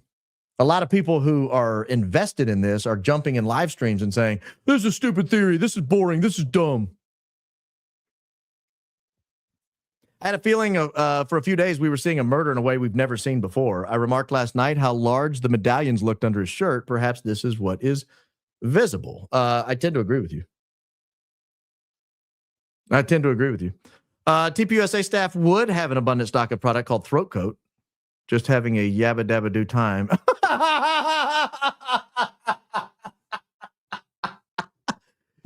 You crushed me there. Yeah. So the I don't know. I guess you saw it when I pulled up that picture from Candace's live stream today, and to show you the black plastic fragmentation that I believe is ABS plastic fragmentation from an exploded electronic device under his shirt of some sort.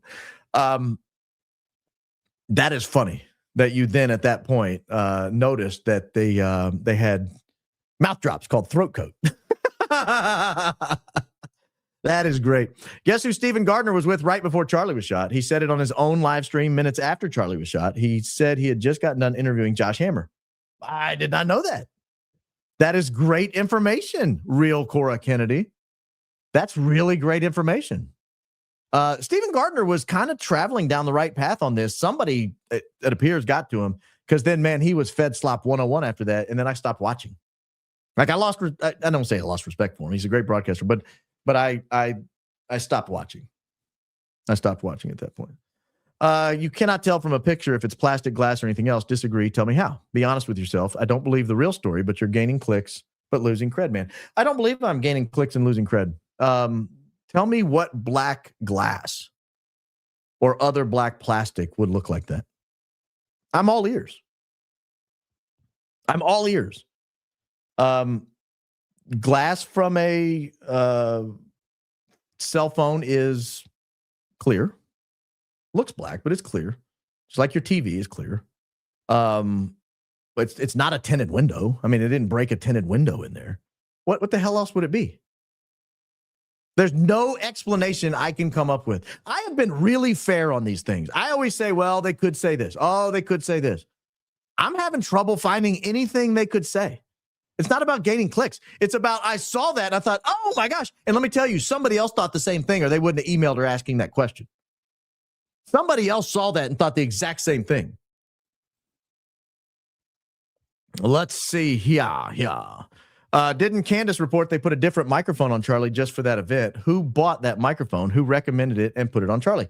I don't know who bought it. I don't know who recommended it and put it on Charlie. I will say that one of the weakest arguments I'd ever heard relative to the microphone is I think it was Brian Harpole saying, well, it was behind the security barrier. So, I mean, that means somebody in the audience didn't run up and sabotage the microphone, but it didn't mean one of you clowns didn't. I mean, that's the whole allegation is you guys were involved. You telling me only you guys had access to the microphone doesn't make me feel any better.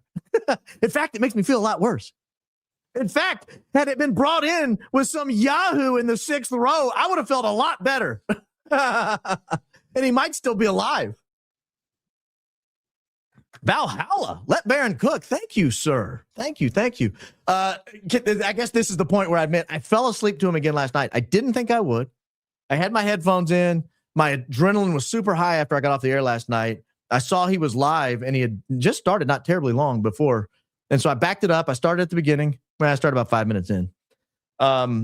It was a dynamite show. And I thought, man, this show's so good, I'll never fall asleep. And the next thing I know, I got drool in there. One of my earbuds is falling out. I'm kind of leaned over the side of the bed. And so I had to back it up and start it again. I had to back up. Do I remember that? Do I remember that? Do I remember that? And then I listened for about an hour, and then I took the earphones out and went to bed for real that time. Great show last night, dude. Fantastic show. If you don't follow Valhalla, you're missing out. Did a great job. ABS, Google Battery Wireless Microphone Transmitter. It's the device you saw on the table at your right that you thought was a camera. Google Battery Wireless. I'm going to do this because this sounds like you know what you're talking about. Battery Wireless Microphone Transmitter. Okay, I see that. The device you saw on the table that your thought was from the camera. Yeah, I see that. What am I doing with this? This is the ABS. So I got a question, man to be. Where on your body would this be? Where on your body would the battery wireless microphone transmitter be? Because if this is the thing up here, I'm not as convinced. I think it's something that came from lower and came up because of where that Stephen Gardner video showed you the momentum was coming from the shirt. It was lower than the microphone. The microphone was way up here. But hey, I'm open. I've been wrong about things before. This would not be the first time. Thank you. Wow, $50. Thank you. Just watch Candace. She had to be the good cop to support Mitch, but Baron, tag, you're it. We need you to be the bad cop tonight. We must stand up for the truth and justice in a bold, Christ-like way. Let's unite and fight the good fight. Go Max. I thought she was great tonight. Excuse me. I thought Candace was great tonight. I mean, that was a tough, let's be honest, that was a tough interview. That guy is not a broadcaster. And he rambled a little bit, but that's fine. Guests sometimes do that. It's hard as a host to stay out of their way, and it's hard as a host to know when to step in and interject. But I thought she did a great job with him, and she brought out several key facts that she pretty much can place him there unless it's a really sophisticated op. Then she just got. That happens. Sometimes people get got. So they would have to be a really sophisticated op. So that's one. Two, he placed Brian Harpole there with 95 to 99% certainty the day before Charlie Kirk was neutralized, the morning before. And three, he places Erica Kirk there the night of September 8th at the hotel with another man. Motive, opportunity. So thank you, Amber. Courtney, thank you. Very generous donation. Merry Christmas to you and your family, Baron. We are angry with you. We are tired of being lied to. Continue. Go Max. Bad cop. Yeah, I sorry, I get that way. I get a little bad copy, and you guys know it. It happens. I finally know what it means to go Max. Max is another word for full, and your theories have gone full retard. No, they have not. Stop it. You got better ones? Is your good theory that he was shot with a 30-06 from 142 yards with a 115-year-old Mauser? That's your theory, sir? I'm the retard? Somewhere there's a boardroom. They're buying the Mauser bit. They're buying the Mauser bit. The stupid patsy shows up with a Mauser. That's what we're stuck with. And they're buying it. They're out there supporting it. Oh, yeah, man. Superman neck. It's great. Hey, hit him with the frangible round theory. Frangible round. Oh, yeah, that's They won't even ask why you've been lying to them the whole time. Thank you, Jason, for the $10 to point out that I'm right. Stella, Merry Christmas. Thank you, Stella. A very generous donation. This is for you and your kids. Go shop. Try to select 80 to be equal. God bless you and your family this season. Well, I can make it a cool $12.50 each, right? Doesn't have to be 10 each. It can be $12.50 each. It's equal. Thank you. Thank you. Baron does not disappoint. Great work, sir. Thank you, your dudeness. I don't try to disappoint ever. First, I get shook from Candace's show where I want to vom with goosebumps. Now the black plastic, you're going to give me a heart attack. The wound specialist. Oh, thank you, Brittany. Were you the wound specialist I was talking about? Talking with on email a couple days ago or maybe a week ago? Yeah, man, that black plastic, you better have a good explanation for why that is not ABS fragmentation. You better have a really good explanation because I'm shooketh. I'm shooketh. Heavy sarcasm warning. I'm glad the official narrative is ultra clean and concise, and there's absolutely nothing to be suspicious of. No doubt Tyler Robinson acted alone, suggesting there's cover-up is antiseptic. Yeah, you're right. You're right. And yeah, I mispronounced that last word on purpose. I don't want to get tagged in the transcript. Let's see here. ABS plastic can be used in 3D printers to make anything. Mic distortion hum sounds exceptionally magnetic to someone who plays with magnets. Ooh, interesting.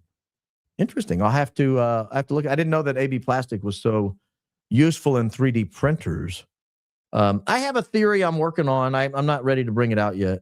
I think it needs a little more support, but I'm getting there. I'm getting there.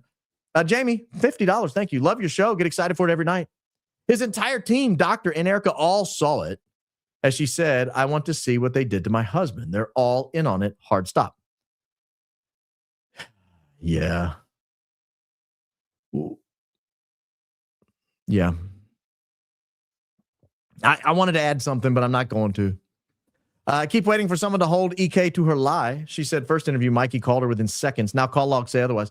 Please make someone make a TikTok or something. It's a lie. Hey, let me tell you something about the call logs. This is a great comment. Let me make a point that I meant to make earlier. There's too much to cover tonight. I have yet to figure out how call logs would show three-way calls. I haven't seen it. And I looked at my phone where I know I've made some three-way calls for work, and I didn't see how you would demonstrate that. And I looked like on a Verizon bill that doesn't show a three-way call. I don't know how it is they're so confident that those three-way calls are what they are. What it looks like to me, and this is just at first blush, I'm open to being wrong. My early opinion on this, first gut instinct is those are also lies. Mikey called none of those people. Probably called his wife or that Danny person. Those calls show up. And in order to make this go away, he put in 2-minute calls with his dad and Erica and all these. I don't believe him. My gut instinct is that's not true. Now, Candace may have seen something that I don't know exists. Fine, whatever. I'm amenable to change on that issue. But right now, my opinion, I don't think that he made any of those calls. I think he called his wife and just walked off. And that's really suspicious. As soon as Sam Parker recognized he walked away and immediately called somebody, they had to come up with a story. Oh, he had to call Erica. Well, then nobody just accepted his response because they're lying liars from hell. So nobody accepted the response. So it was like, okay, we'll prove it. Well, they couldn't. So Erica flies in a Word document is what it sounded like. I'm angry with you, Mr. Tigger. Talking to me? Oh, you're extra bouncy tonight, and I'm loving it and bouncing along with you. Why are you angry with me? I knew it was the mic from the drop. I'm excited to finally be getting answers, and I can't say thank you enough. Well, thank you. I don't know that it was the microphone. It could have been other things, but I'm telling you right now, in my opinion, that's not glass in the back seat. That looks like plastic, fragmented plastic that has been subjected to high heat and exploded. That's what it looked like to me. Willing to see it differently, but I will say his chest had a burn on it. Right below his right nipple. Right below his right nipple. $50. It's been a roller coaster figuring CK's death for Mom and I, but I pray truth coming out about Deep State. God is bringing you and Candace together as a team with others Charlie Kirk hands too small in casket. Where was EMS sent? I don't think the EMS was. I think actually they say they passed the EMS on the way to the hospital. So that may have happened, but I don't remember if maybe they passed a cop, but I thought they passed an EMS on the way to the hospital. Don't know where it ended up. I will go wherever the truth takes me. And again, if along the way I've got to change my mind on a few things, that's fine. That's fine. That's why I always just say it is, it's my opinion. This is just my opinion, my current opinion today. But I think it's pretty informed. Thank you, Atomic Blonde. Thank you. Man, you guys are generous tonight. Does being electrocuted cause the cross to suddenly shoot up and puncture his neck? Is that why the picture shows a lot of energy on the left side of his neck regarding the black fragmentation in the cars? How do you think it got there from their shoes? So I'll take those in order. Does being electrocuted cause the cross to shoot? I don't know. I don't know the answer to that. I'm not an electrician. I'm not an electrical engineer. I do not propose to know how electricity flows. Actually, I'm working on a really weird theory regarding electricity that I'm trying to track down. And it actually uses the grounding in the mic instead of suggesting the grounding was lifted in the mic. But I'm not an electrician, so I have no idea about that, about how the necklace would flow. The necklace does come up, and when it comes up, there's slack. So the necklace appears to me, the amateur physicist, that it was propelled up, self-propelled up. But I don't know. I just don't know. So we'll have to stand by and see. We'll have to stand by and see what we got there. Regarding the black fragmentation, I don't think it got there from the shoes. I think it got there from inside of Charlie's shirt. I think they got him in there and they lifted his shirt up, maybe took his shirt off, maybe opened his shirt up. I don't know, but any kind of fragmentation would have been saved in the shirt, maybe in his, in his pants or whatever. They carried him sideways and put him in sideways. And as soon as, look, he never left parallel with the ground. Boom. He goes over sideways. He's frozen, electrocuted. He's frozen.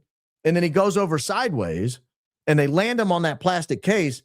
And then they pick him up like a side of beef and they carry him out to the car and they chuck him in the SUV like a side of beef. He never got upright. So all that black fragmentation would be trapped, assuming it happened under the shirt, would be trapped under the shirt.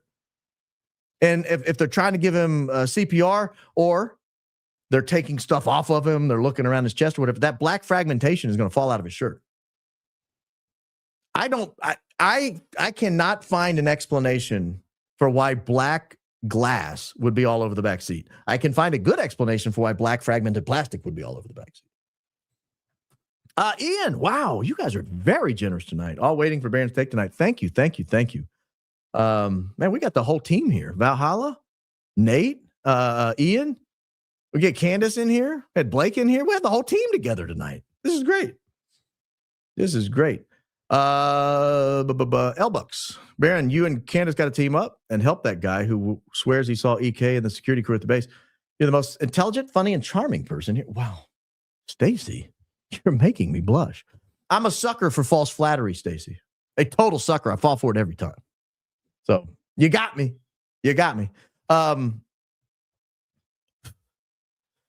But I'm going to help that guy to the extent his story stays together.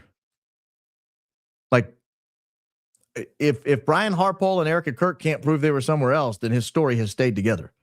Because if I'm Erica Kirk or Brian Harpole right now, I am rushing to get information out showing I was anywhere else on Earth except Sierra Vista, Arizona. I mean, literally anywhere else on Earth. Thank you. FOMO. Explosive content. Yes, agreed. Can't wait for Valhalla's next show. Yeah, Valhalla's great. Like I tell, last night was phenomenal. Truly phenomenal. The way he just eviscerated them over that frangible round. Black fragmented plastic must have been in the grass. That's why they pulled it up so quickly. Brown shirt did it. Ooh, interesting. That's a great call. That would certainly explain why they had to pave over the place. Because anybody wandering around out there would go, what the hell is all this stuff? That's a great call. God bless you, Candace and Ian. You guys are my fave and favorite. I never miss any of your shows. Hope you collab. Between you three, they don't stand a chance. Good cop, bad cop, and the mustache, the literal dream team. If Ian ever shaves his mustache, I'm afraid he could go incognito anywhere he wanted to go. Like it's ubiquitous. Even when they try to like do cartoons of him, the mustache is there. It absolutely is there. Alpaca Renee. Thank you, Alpaca Renee. Always generous. Barron's holding court. The gallery is here to listen and learn. Love your passion and ability to articulate details. Go Max. Yeah, I'm sorry. I lost my discipline tonight. I should have started with the opening statement and then lost my mind and then brought in Blake. I should have done that. But instead, I couldn't help myself. I lost my mind the second I opened the show. Thanks for your dedication and hard work. You've definitely become my fave. New hat patch on me. Thank you. Thank you. There's news coming on the hat patches. News coming on the hat patches. Stand by. It wasn't Justin Strife driving the SUV. He was who went with Erica to the meeting. This isn't good. I'm so worried for Candace and now Mitch too. I don't think Justin Strife was driving the SUV. That was a different person. That was one of his security people. Thank you. Now link the explosive device used to the October 10th Accurate Energetic Systems manufacturing plant in Tennessee, used by the Department of Defense for the process of ammunition and explosives. Allison Renee, I don't know how long you've been around this program, but I certainly suggested that link at one time. Go back and I don't remember which episode it was. It was a while back. It was right after October 10th, like within a day or two of that episode, within a day or two of that event. I went back and showed the contract for micro explosives that were delivered in August. Guys, I think they were delivered August 25th. I'm going to have to go back and check that. I'll never be able to find it right now. Yeah, it'll take too long right now. Next show, probably Sunday night will be the next show. I doubt I'll go tomorrow. I don't typically go 3 days in a row, and I went last night. So I doubt I'll go tomorrow. And I got to watch Free Speech Friday with Ian if he does it tomorrow. That's one of my favorite shows of the week. And so I probably won't go tomorrow. Probably Sunday. But I think this is memory, but I think that Accurate Energetic System micro explosive was delivered August 25th. I'll have to go back and look. Don't hold me to that. If you find it was a different date, don't hold me to that. But I'm pretty sure that was the date of that contract. Mr. Bruce Lee. You always have great monologues. Tonight was particularly awesome. Well, thank you, Mr. Bruce Lee. That truly means a lot to me. I was hoping people wouldn't get too lost on the magical analysis. I love to write, genuinely love to write. And so when I get writing, sometimes the fiction side takes up. And I just start going. Then I look up and I'm like, what the hell? You're supposed to be writing a monologue. Stop. Let's see here. It's possible to have the crack of a gunshot. And by the way, very generous donation, Mr. Bruce Lee. Thank you. Thank you. Possible to have the crack of a gunshot be the trigger for a secondary redundant method of unaliving the target, just in case they miss. Yeah, that is true. The gunshot sound could have triggered a cascade of events that include some sort of explosive, some sort of electrocution, some sort of damage to here. Yeah, it could have been a whole list of things. I've got kind of my working theory, but I will not say right now what that is because I don't have support for it, and I'm afraid people will run wild with it and say I'm saying that's what happened, and that's not the case. In Candace's episode yesterday, she said she does play chess, but she's a good chess player in real life. But says she's a good chess player in real life, basically hinting that she was setting up Erica just like she did with the text. I hope so. That's why I told you guys, sit back, judge her body of work. She's earned our respect and our trust. Sit back and let's see how she is for the next 2, 4, 6, 8, 10 weeks. If March comes around and you think, wait a minute, she's not the same Candace after that meeting. Okay, now you have an argument. But one show? Come on. I hope you guys have better mercy for me if I have an off show. Not that it would happen. Okay, I don't care if you have mercy for me because it will never happen. Just kidding. Effing go Max. A lot of Max Verstappen fans in the chat. I'm just kidding. Love you, Johnny, 2 times. Well, love you too, Veronica. Love you too, Veronica. Thank you very much. Very generous donations tonight. You guys are absolutely amazing. Truly amazing. Brian Harpole would never answer Sean Ryan when he asked about what he saw under Charlie's shirt in the back of the truck. I'll have to go back and look at that. I know what I see under Charlie's shirt. I see a burn. below and to the right of Charlie's nipple. It's a pretty bad burn, too. And it's 3-sided, which means there was something there. There was something there. Let's see. CMW final photo sequence of Charlie Kirk, Dan Flood, Mikey McCoy. BD. Who is that? BD. That's a cool initial combination. BD. Whoever it is. Next to white Chevy shows something square-shaped under Charlie's Kirk around the belly button area. I'll have to go look at that. Final photo sequence. Do you remember which photo of the final photo sequence? While they're standing next to a white Chevy. Here, you guys, we'll all look together. I don't want to bore you guys to tears while I look. We'll all look together. Standing next to a white Chevy. There's the white Chevy. Oh, right there. That's probably the one. Oh, that looks like something squared in it, doesn't it? That's not where I was looking. So I'll show you where I'm looking, just so you guys can kind of play along at home. You see this area right here below his right nipple? So that's his nipple. That's how you know he's not wearing armor. Go down 2 or 3 inches and then back under his armpit 2 or 3 inches and draw a little rectangle right there. That, to me, there's something under that area of his body. If not in this image, by the time he takes the stage, there is something taped to his body. There's something seated next to his body. There's something here before he sits down and starts taking questions. Something in this area right here. And when he is carried to the SUV, there are big burns on all 3 sides of it. And if you remember, when we showed you that Stephen Gardner clip today, that is where the energy was originating from. You remember that? It was originating from right there. And then it was right across here. It started right here. It went right across here. And then you had a little bit up here by his neck. You can't convince me he was shot and that was the sole cause of death until you explain to me what was under his armpit. You can't convince me you're doing a good job representing Tyler Robinson until you can explain to me what was under his armpit. Bobby throwing chairs is very memorable. Talking about Bob Knight? He threw 1 chair. 1 chair. And it was Purdue game. And he was getting robbed. And it was 1985. Give the man a break. 40 years ago. Have you heard Frank Turek's explanation for how he found Charlie's necklace? He said he found it after the FBI searched the car. Yeah, I raised this issue last night. PBD land. Now, granted, I don't think you should have to listen to every show, but you should. It would have saved you $50. Thank you for the $50, by the way. Yeah, the find the necklace routine. I'm going to show you this picture again in just a second. I got to show you this picture again. The find the necklace routine.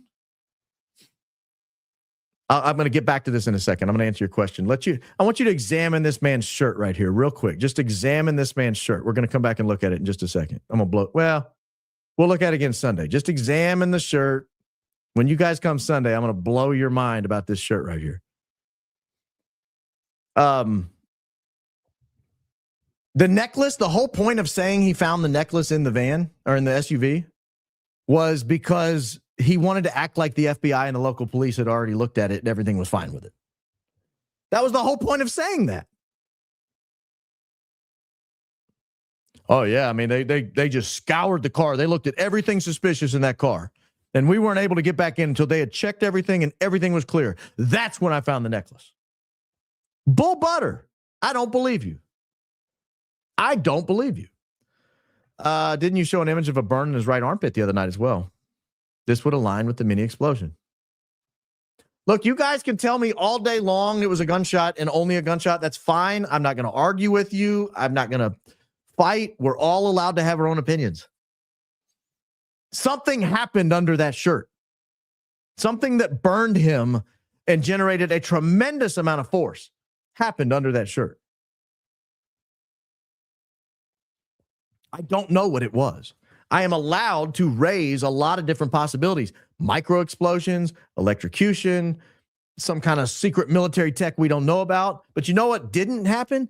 He didn't get shot in the neck and a tremendous amount of energy exert from below his right nipple that just happened to burn him in the shape of a rectangle. That didn't happen. That didn't happen. Period. I'm going to read this one. I know the church was infiltrated when pastors went from lame dad bods to CrossFit-looking guys with military haircuts. Be careful, Christians. As a CrossFit guy, I do take some kind of issue with what you just said. But as somebody that has kind of a military-looking haircut and a CrossFit guy, but I will agree with you. And I think that's why the pro-Israeli crowd is freaking out. There was an infiltration of our churches for the last 50 years. Since the 1950s, really the last 50, 60, 70 years. They've neutered it. They've feminized it. They've weakened it. They've done it to control us. They've infiltrated it with terrible music. Sorry, this is going to offend. Well, I'm going to stop right there. And they've turned it into a pro-Middle Eastern foreign policy outfit. Basically, the whole church. And now I think they're freaking out because they beat the church down so bad nobody goes anymore. So all this effort for the last 6 or 7 decades to infiltrate particularly the evangelical Christian church, and now their membership's down to like 30% of what it was. And so you wasted all that time, energy, and money. And now you have to go and find people where you got to like hire Charlie to go out to college campuses to do the job that Brother Bob was doing for you. So I agree with you. Fragmented Bullet, Andrews misquotes instead of sharing the second round of lies on their own show. They're filtering them through Candace. Why? To test if we'll fall for them.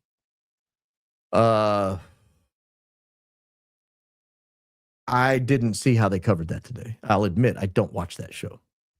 I've never watched that show. I've watched clips that make it to X. But I've never sat down on purpose and watched that show. I don't even know where to find it. Is it on Charlie Kirk YouTube channel? I honestly don't even know where to find it. I just see the clips that come up on X. Could Brian Harpole have been turning up the voltage? Wonder what he has in the back of his shoulder. I think that's a medic bag. I mean, it looks like he had a syringe. He had, I don't know why he had the syringe though. That's a little weird. It was accessible. Like a routine medic bag, you need a syringe? What are you going to hit him with? I guess epinephrine or something? Maybe. I mean, Charlie wasn't a drug addict, was he? Is there Narcan in that bag? I don't know. I don't know what all's in the bag, but it looked like some kind of medic kit. Turn up the voltage. Look, Blake's onto something with this fiddling around. I just went through it once. Watch it on X where it's super high quality and just watch it come and go. When he goes messing with stuff, the audio changes. And then I'm sorry, the way he's standing there with his hand under it's weird looking and it needs to be investigated. I'm not saying it's 100% cold-blooded. You watched it. That's it. That's not what I'm saying. I'm saying, in my opinion, that should be looked at. And if he was at Fort Huachuca the day before, if that turns out to be true, then he really needs to be looked at. Because obviously he would be the trigger man if he truly was at Fort Huachuca. That remains to be seen. I tend to think right now he was. Can you remind me what the reason was for Charles McClintock not wanting that photo shared? Do you think it will ever be shared? Seems awfully important. Thanks for what you do. I think it would be shared if the Tyler Robinson's defense team subpoenas it.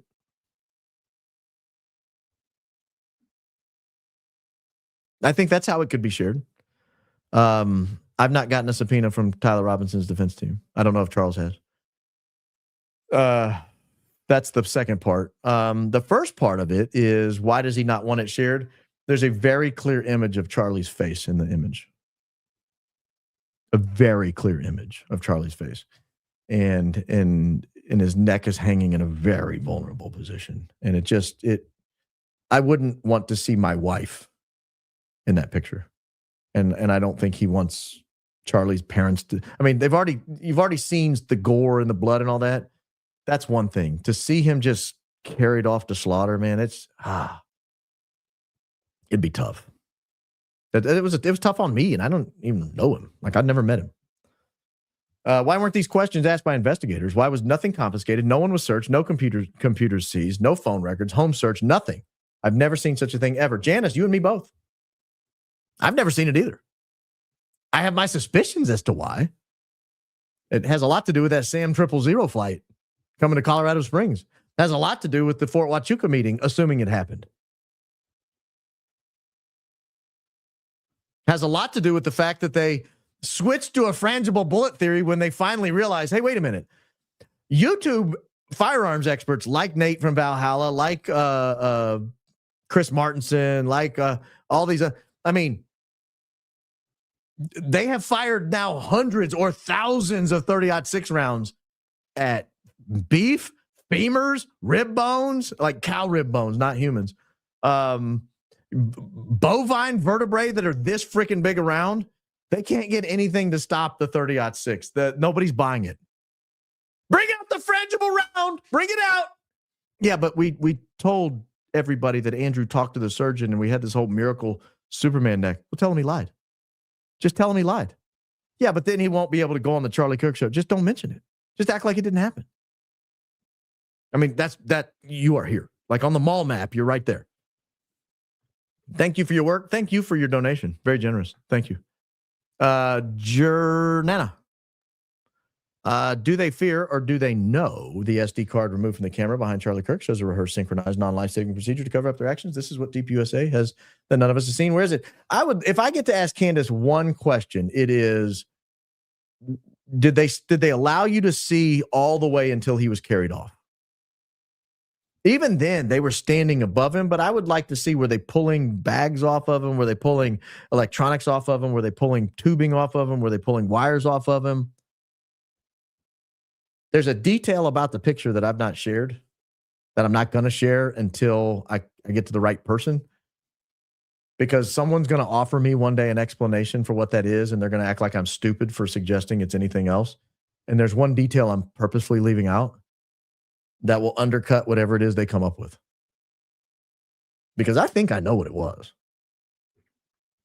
I just can't know for sure. And that's kind of where I am right now. Please also show Rick Cutler on video in succession. It's so extremely suspicious when added to these guys. Shows this was coordinated.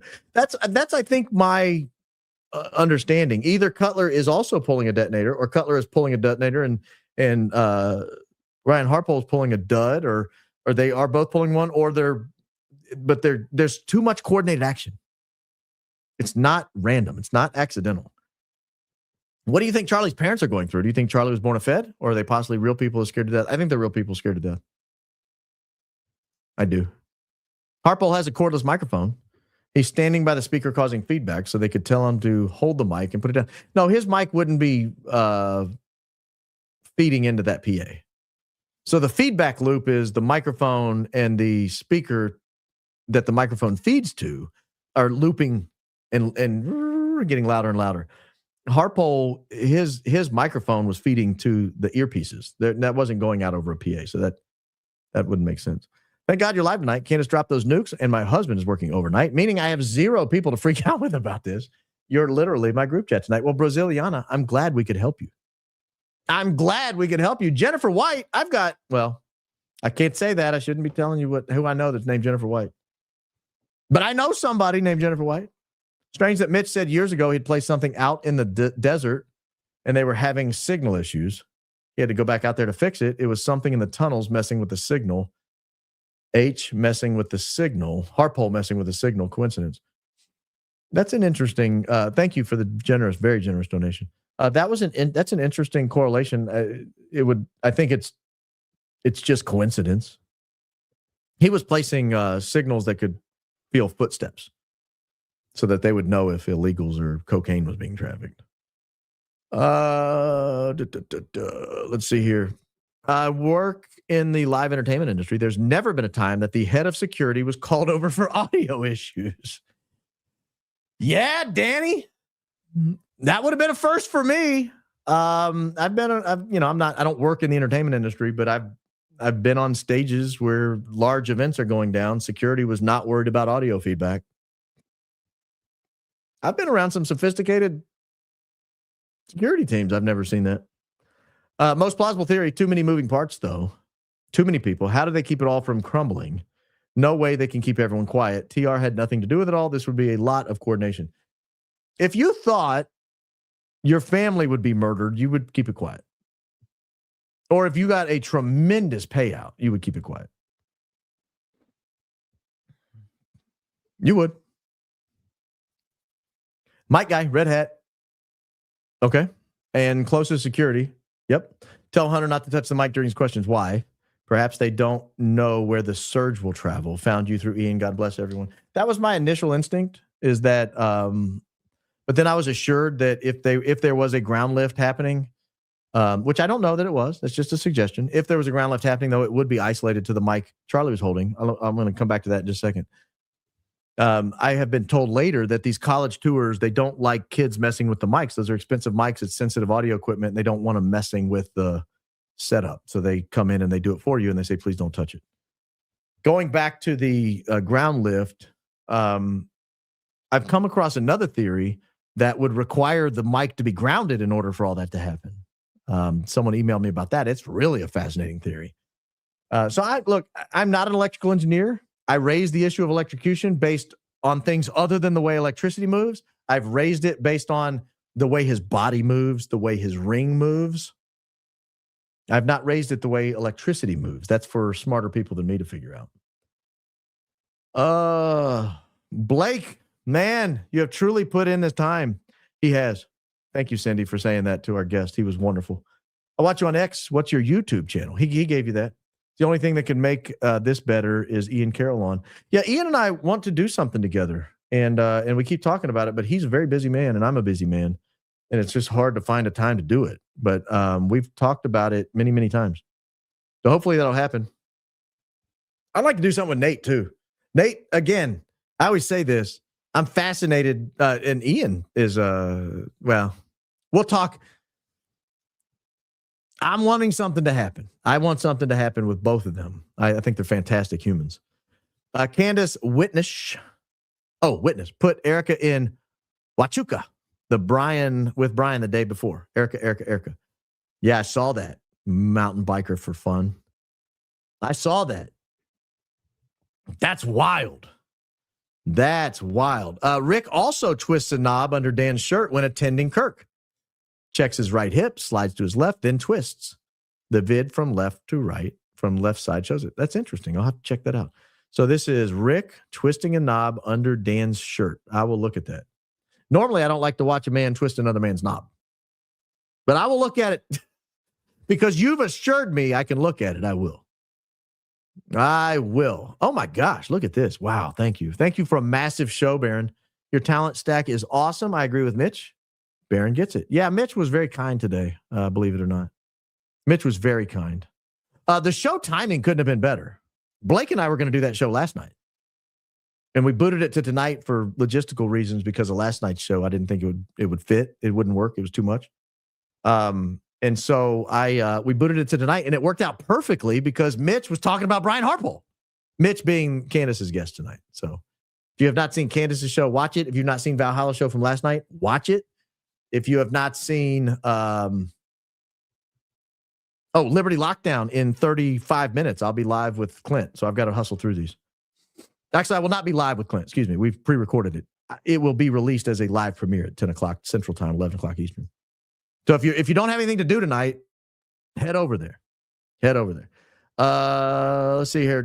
Why did Harpole go to Sean Ryan? Weird. Maybe. Sean doesn't ask a lot of follow-up questions.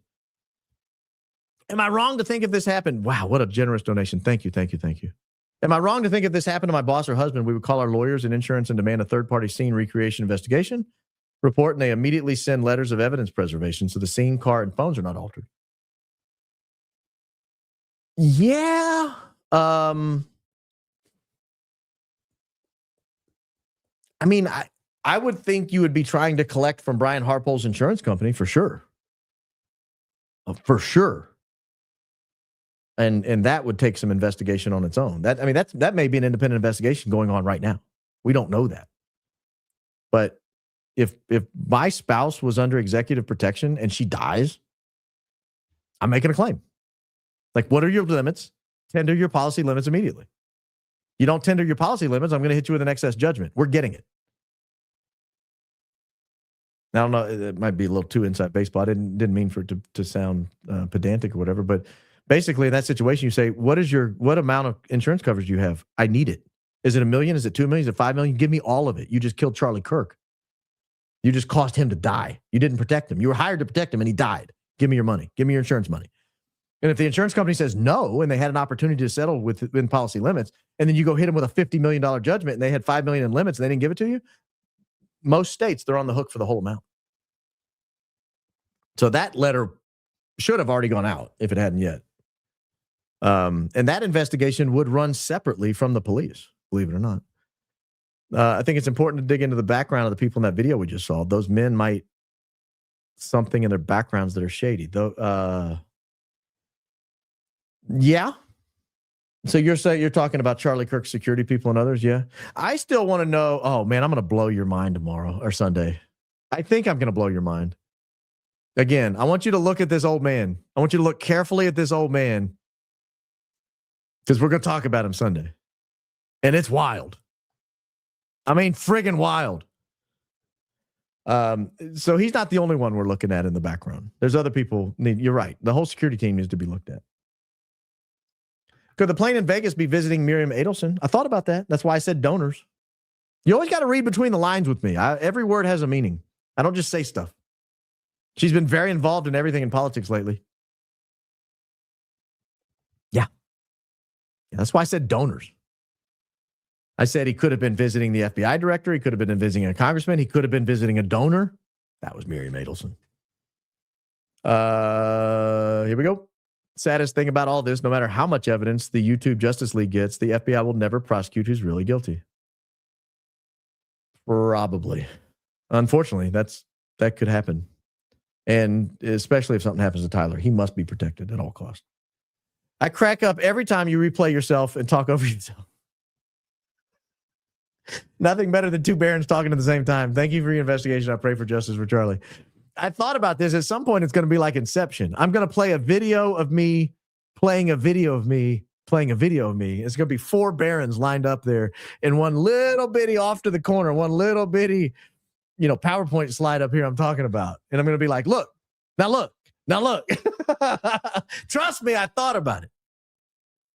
No, I had to go back and point out the Colorado Springs thing and the flight, the Sam 000 flight being on that date and tie in the Sean Ryan Show podcast saying that that's the date they started the planning. Because that sets up why the flight to Fort Huachuca is so damning. Because that's the only time that plane went through that Colorado Springs civilian airport. That's why it's so important. That's why it is so important. Watch JLI today. Charlie Alive and Witness Protection would explain everything and everyone's behavior. No, it wouldn't. That would not explain a lot to me. That would be, dude, you don't throw people in jail as a ruse. Tyler Robinson is in jail potentially for all of eternity, might go to death row. I think Charlie was a moral man.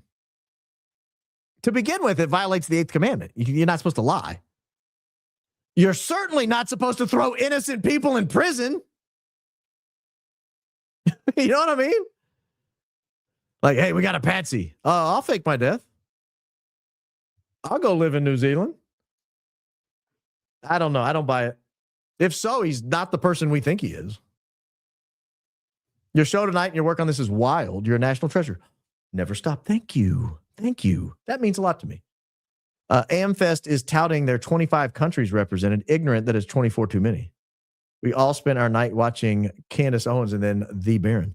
Hey, guys, we've got a lot of international people watching this, but I mean, obviously this show's based in America. We cover primarily American topics. There'll be some global topics, particularly if wars or something pop off. But yeah, I don't know what has happened to TPUSA. They are not what they were. They are not what they were at all. I'm gonna have to move quicker if I'm gonna get done before Clint starts. Candace Owens met with Mitch before a meeting with Erica. I bet she was casually asking Erica what she was 9'8". Now that Erica is forced to come up with an alibi, Candace can catch her lying again. Ooh, that's a good one. That's a really good point. Meet with Mitch, casually tie Erica down on the record, and then drop the Mitch bomb. Except the Mitch bomb was already kind of out there because he said he saw a pretty girl with a military age guy. And I mean, that was her. We all kind of knew that. Love you. Well, love you too, Kim Brown. What do you think, if anything, will happen legally to Erica Kirk and the Keystone Cops? We'll see where this goes. We'll see where it goes. I didn't watch Candace today. I still think she made a fool of herself the other night. Ran cover for Erica while acknowledging her lies. At this point, it feels like this whole thing was a psyop. Baron, you're the man, though. Real Bays, watch today's show. I think you'll change your mind. She nuked Erica out of the atmosphere. I think it was a setup. I think yesterday's show was a setup. So, we judge people. We don't judge people at the worst moment, right? Someone gets cut off in traffic and throws the middle finger and drops an F-bomb. We don't judge them entirely based on that. We don't say, well, we know he's a psychopath. Should see the way he talks to strangers in traffic. Oh, I mean, now if every time they go out, they're screaming at drivers, okay, you got a problem on your hands. So let's judge her over a period of time. And I think over a period of time, she's demonstrated that she's good. Electrocution isn't a sure thing. Correct. Barely is with an electric chair in prison. Correct. So the mic may have been a switch to trigger a remote firearm rather than an electrocution device. Potentially. I mean, that's, yeah.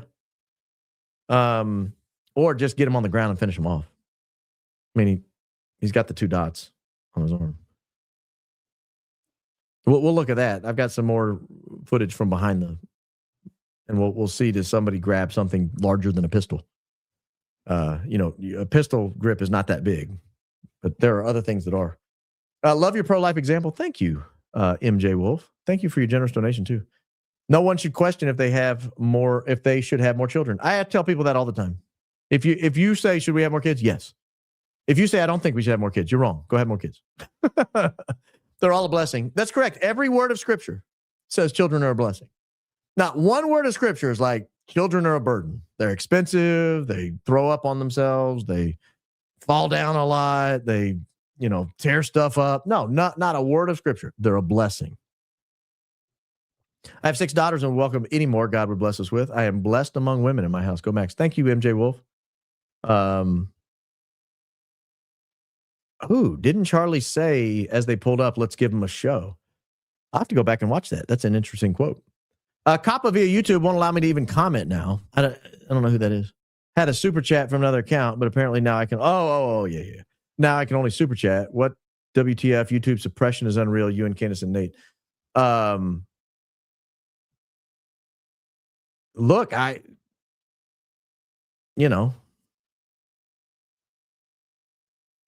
it is. It's real. We got to have backup plans. This is getting me so angry again. If they want to kill Charlie because of Doge money, TPS goings on, why did they have to do it publicly like this and so gruesome, so effing brazen? Yeah, there could be a number of reasons. Change the narrative, go after left-wing groups, go after the trans lobby. You're setting up a patsy that way. Try to make sure there's no suspicion among anyone around. Well, you're just gonna have some rando run up to him and it's not as easy to set up as you think. I mean, I can't remember who it was. Somebody was like, well, if you're gonna do it, why not just have him fall asleep and not wake up? You could do that. Well, yeah, I mean, you could, but there's risk associated with that. Wow, DTK, thank you, Lord, for answered prayers with Baron, Candace, and others. You are leading praise. ISR God, thank you. Very, very, very generous donation. Thank you. I gotta get through these a little quicker. If the necklace was suspect, it'd be easy for Frank Kirk to swap in an identical one on his computer bag while ditching the real one. Correct. Then Erica's drive-by flaunting it. Why? None of this reads like normal, innocent behavior. That's correct. The fact, again, the misdirection. The fact that they're drawing your eyes to the necklace is fine. Cops looked at it. Oh, here's the necklace. It's fine. The fact that they're doing all that tells me the necklace matters. It just does. That tells me the necklace is important. Otherwise, why are they drawing so much attention to it? Merry Christmas to you and yours. Love Bad Cop Bear, and your mods are awesome as well. I do have good mods. They've been really good. They've kept a very tidy chat, allowed some dissent and disagreement, which I don't oppose. I don't like name calling, and I don't like spam. That's the only thing I told them to watch out for. No name calling, no spam. No horrific cussing. Lots and lots of it. You let a word drop here and there. That's fine. But thank you. They've done a good job, and they've banned very few people. Like 10, 12 people total. Erica isn't asking questions because she already knows what happened. We don't know, but we know. Yeah, I think that's why she was fine letting people ask questions for a while. The saddest thing is the corruption is so deep we may never get justice. That's interesting. I mean, that's not a not an uncommon line of thinking. All of us question are now targets of the all of us who question are now targets of the corruption. Scary times began long ago and far away. We're just now waking up. Yeah, that's kind of the fear. That's kind of the fear, is that you become a target when you start to raise issues like this. God bless and Merry Christmas from Argentina. Well, thank you. I don't know what an Argentina buck is worth, but that sure is a lot of them. There's a lot of zeros there. Thank you very, very much. Argentina has had a tumultuous history, a very tumultuous history over the years. Thank you for that generous donation. We all love you so much. Can you please give us a little background on you, your life, and your family? Yeah, I grew up in Middle Tennessee. I was originally born in Indiana, moved here when I was 8. Grew up in Middle Tennessee, product of the local public high school in Brentwood High School. Went to Auburn, graduated from a little college called Faulkner. Went to Indiana University for law school, practiced law married my wife while I was still in college, went to law school, and practiced law in civil defense, and then went to work for a bank, and then went to work for, went out on my own for a while, taught some college classes for a while, went in-house for a commercial real estate company, worked for, I don't want to tell you where I work now, but I worked for a defense contractor in between there, and now I work where I work now. So it's we were IT people. We weren't not that kind of defense contractor. I wasn't doing anything cool, I promise. So that's me. I'm married. I have 8 kids. They're amazing. They range from 5 years old to 19. Great kids, all. Raising kids is not easy, but it's rewarding and unbelievably blessing. And I hope that's what you were looking for. Thank you for the generous donation. Could it be a device in his vest? Was he wearing a vest? He was sitting on a maintenance crawl space. An electrical bolt sent up would have been easy, and they've cemented over everything quickly. Yeah, I thought of that as well. I go back to those dots. Could something small have landed on him and triggered some sort of, something that's not being picked up by, some sort of micro something that's not being picked up. I don't know how all that works. Again, I'm not talking about the flow of electricity. I'm talking about the mechanics of what happens afterwards. That is what's suspicious to me. Signal hit Charlie's pack. The packed arc. Electrocution. The casing shattered. Black glass ABS. Charlie dropped Doll's eyes. Again, you guys, this is why I put it out there. You guys who are electricians and electrical engineers and understand how electricity flows, it's your job to figure it out. I'm just telling you he looks electrocuted. Thoughts on motive for military involvement? Is it just because of Doge? No. I don't think this has to do with the Doge. That explains TPUSA involvement. Why would high-level military be involved? Is TPUSA a conduit for Operation Candace mentioned today? I think TPUSA wanted to get rid of him in order to uncap finances coming into TPUSA. I think the military would have wanted to get rid of him, and potentially foreign actors would want to get rid of him because he was turning opinion against American military intervention, particularly in the Middle East, but around the world. And I think that summarizes nicely. I don't want to go too much more into that. Trigger Smart. I watched Trigger Smart. Wow. Good show. Blake is very detail oriented, as are you. You have great guests. I like Trigger Smart. He's great. Again, original reporting. If you've not checked out his channel, go check it out. He's great. He's truly great. Very entertaining, very detailed. Vance is implicated, then is Trump and the U.S. government as well. Guesses on their motives. I can't state for certain Vance is implicated, but I don't know who else would have been the Sam 000 on that flight. That's where I'm stuck. That's where I get stuck.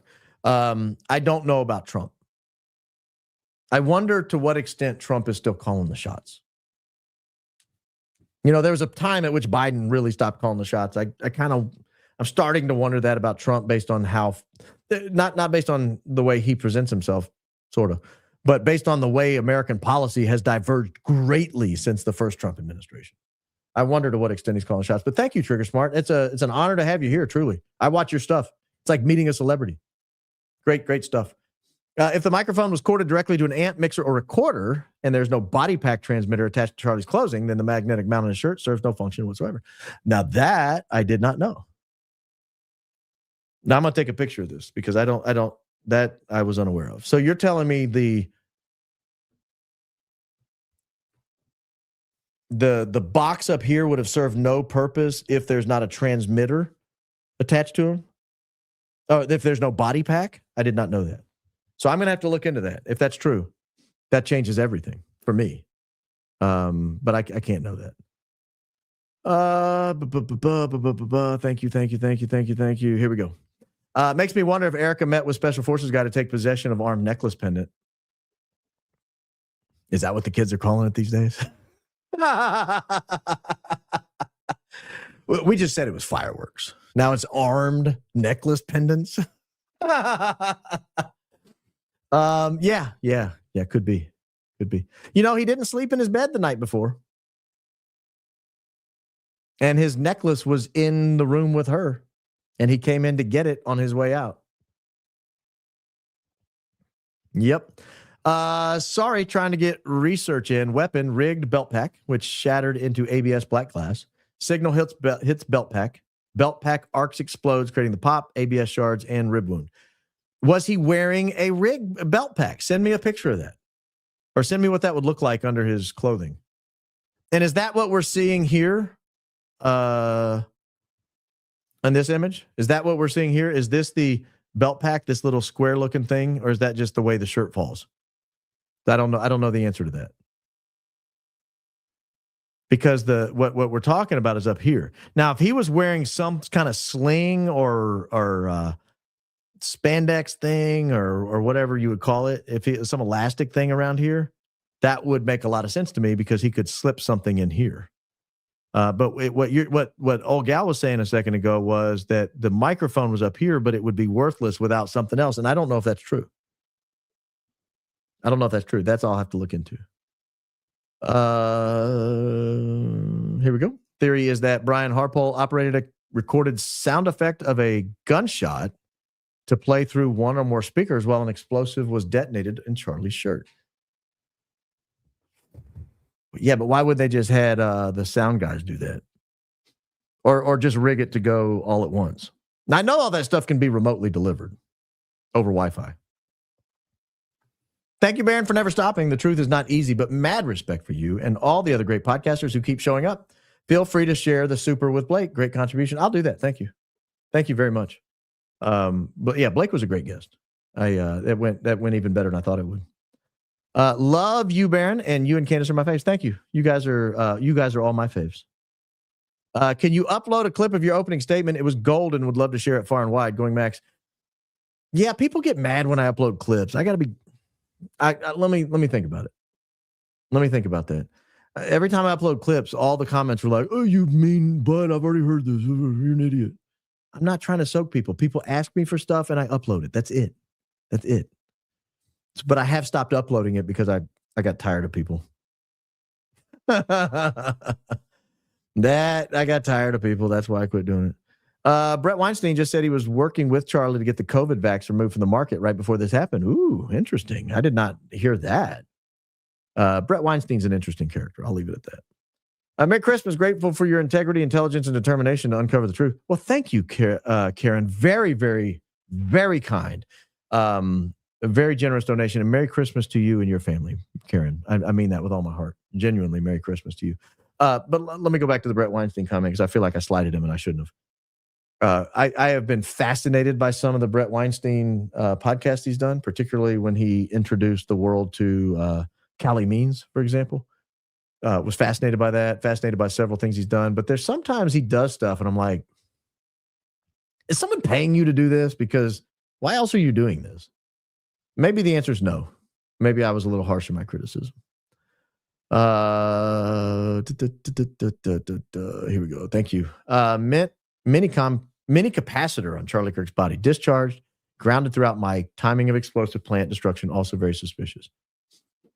So yeah, that would, as I understand it, that would be one route, is to have a capacitor drained into his chest, grounded through the mic. He's holding a metal mic that's grounded through an XLR cable. So that would work. That electricians, electrical engineers, sound people have told me that would work.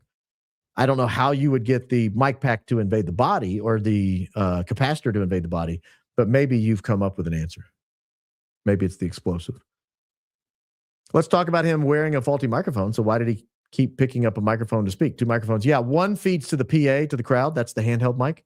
The other would feed to like where they do B-roll and they do clips and they put it on YouTube. That's where that one would go. You wouldn't want to run YouTube clips off of the PA. It would sound terrible. So that's where that one came from.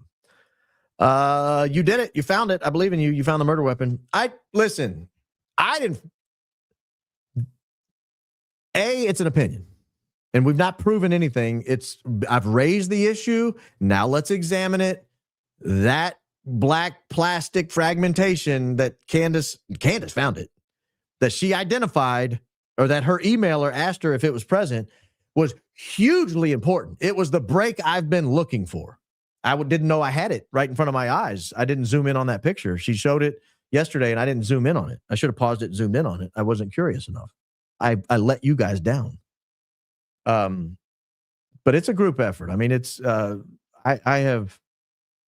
nobody's out here on an island, right? Everybody's in this together. We're all paddling the same way. Even though people make fun of my electrocution or laugh it off or whatever, criticize it. That's how I learn. I raise an issue, support it, give me supporting documentation, shoot it down.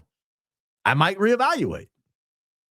But I've got a lot of confidence that it looks like it. Thank you, $50. Wow. O'Hara clan. O'Hara. Like Scarlett O'Hara.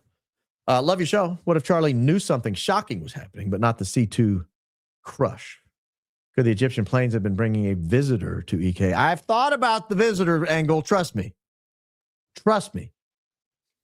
I've also thought about, well, should I show this picture? Oh, y'all aren't going to see this behind me, are you? I've also thought about another person that could have been there at that Huachuca in a hotel, but I'm not going to show that. Make sure you guys didn't see it in the mirrored images behind me. You mentioned O'Hara. You know, the Scarlett O'Hara character was based off of Teddy Roosevelt's mom. Did you know that? Yeah, that I think I heard that somewhere. I think that was in Mornings on Horseback, maybe, which was a great book. Can you please tell us if the burn was from images at the scene? Otherwise, it could be an AED. It was from images at the scene. It was when he was being carried to the SUV. Yeah, 100% when he was being carried to the SUV. I've got 10 minutes left, and Clint's going to release that live premiere, so I need to get through these. Mint's excuse in case noticed, girl sent to buy for confirmation if asked, car trunk open to amplify sound of gunshot from speakers. Well, that's an interesting theory. Actually, though, but I don't think that the last part's right for sure, because if so, then the cameras that picked up the cracked thump wouldn't have picked those up from that angle. I almost buy the trigger smart belief that someone was shot into that minivan. The only problem with that is people are standing right next to it. You'd have to really be confident to stand downrange of somebody shooting. Really, really, really be confident. I have a source that worked at the Wilmington Airport. I haven't reported on it yet. Can I email you to ask? Can I email you for questions to ask my source? Sure. Happy to. Referencing Blake's slow-mo, 17 seconds is when the electrocution shock hits. 27 is when the bullet hits. It was a double hit to cover. I've always suspected it was more than one cause of death. Always suspected. A guy in front of BR. Who is BR? Behind barrier makes a better door than a window. Touching face 2, it takes a door to know a door. Well, you guys are too smart for me. BR. Who's BR? Butch? No. It's BH. Brian Harpole? No. I don't know who you're talking about. Sorry, guys. I wish I knew. I would love to answer that. It's a great and a very generous donation. Thank you. Nothing would make me happier. It made me feel the way I did when Trump said, "You're still talking about Epstein. I'll watch it tonight." God bless everyone. Yeah, it's that moment. It's that kind of a, it'll bring you back from that moment. Like, I get it. I understand the frustration. I think she good copped Erica Kirk. I came in that night, bad copped Erica Kirk, or the next night, bad copped Erica Kirk, last night. But you're going to want to see tonight's episode. You're just going to want to see it. Because now Erica Kirk and Brian Harpole must answer for where they were. They are not going to be allowed to sit on the sidelines any longer. Brilliant, Baron, gifted with a magnificent brain and can actually use it. Well, thank you, Liz Rooney. Very kind. A man who notices small details. Blake's been incredible here on the minutia, linking it all together. God bless you both. Thank you. Thank you, Nana. I really do appreciate your A-Bucks. And yeah, Blake's been incredible. Blake's been a great resource, and he's a good guy. He's a really good guy. Go give him a follow on X, Blake Bednarz. Edge, $50, Edge. Wow, thank you. I mentioned these strange marks on CK, the box under his shoulder. BH holding something that he quickly tucked away, and then Rick, the brown guy's potential detonation a while back. So excited that it's gaining traction. Glad that it is you. Yeah, you've been on this stuff in the comments for a while. So no doubt about it. You've been right over the target. I do think that we've been so over the target that now they're really going crazy. Now you're going to see the attacks really escalate. Like this is over the target stuff. I'm telling you, I don't remember if I said this when Blake was on or somebody. They thought this was going to be gone in like 3 days. Oh, it was when Blake was on. They thought this would be in the news for a few hours on the big day. You know, maybe get some national coverage. Go away. Fox News would cover it for 2 or 3 days. Then it would go away, and they would all get away with it. That's my guess. Holy shiatsu. So this is why Candace was a bit of a deer in the headlights after the Erica sit down. She was sitting on this. My heart rate went wild when Mitch mentioned the eyes. Keep it up, Baron. God bless. Mine did too. I had a sneaking suspicion that's who he was talking about the whole time. If you go listen to my opening a few shows ago, that's what I said I thought he was talking about. I said we all kind of know who he's talking about. Did I hear Candace's guest say, I think Baron Coleman's on the right track? Everyone has heard of Baron Coleman, even Mitch. Yeah, I did hear that. I like old Mitch. Mitch won me over with that. I told you, sucker for shameless flattery. Can't help it.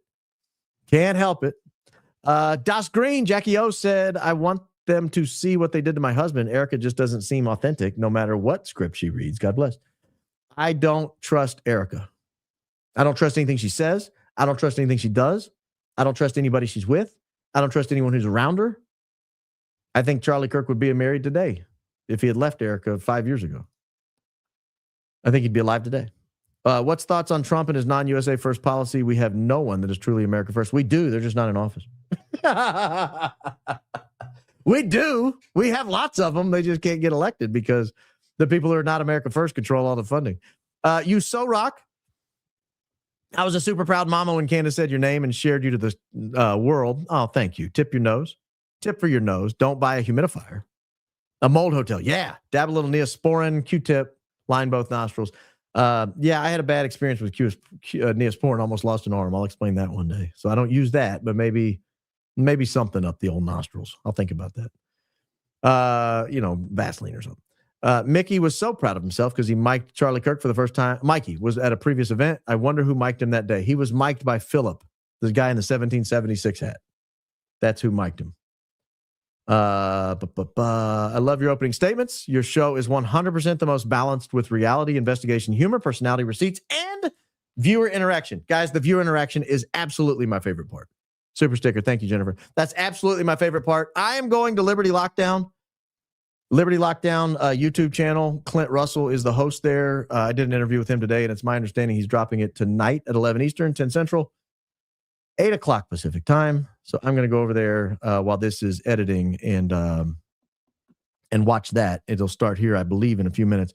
Mrs. Judas Iscariot was revealed tonight, and I pray that all that were involved go to prison. That's a strong statement. Judas Iscariot. Wow.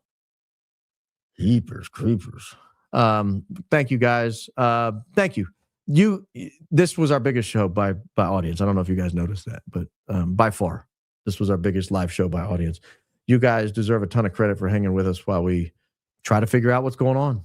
I keep raising possibilities. I keep giving you my opinions. You guys email me and you join in on the chat and you let us know what you think about everything. And it helps refine my thinking. It helps refine everybody else's thinking. And then we keep digging. Guys, we've got them on the run. We have them on the run. They're backed in a corner. They have nowhere to go. We cannot give up. I'll see you guys probably Sunday. Maybe tomorrow, but probably Sunday. In the meantime, love you guys.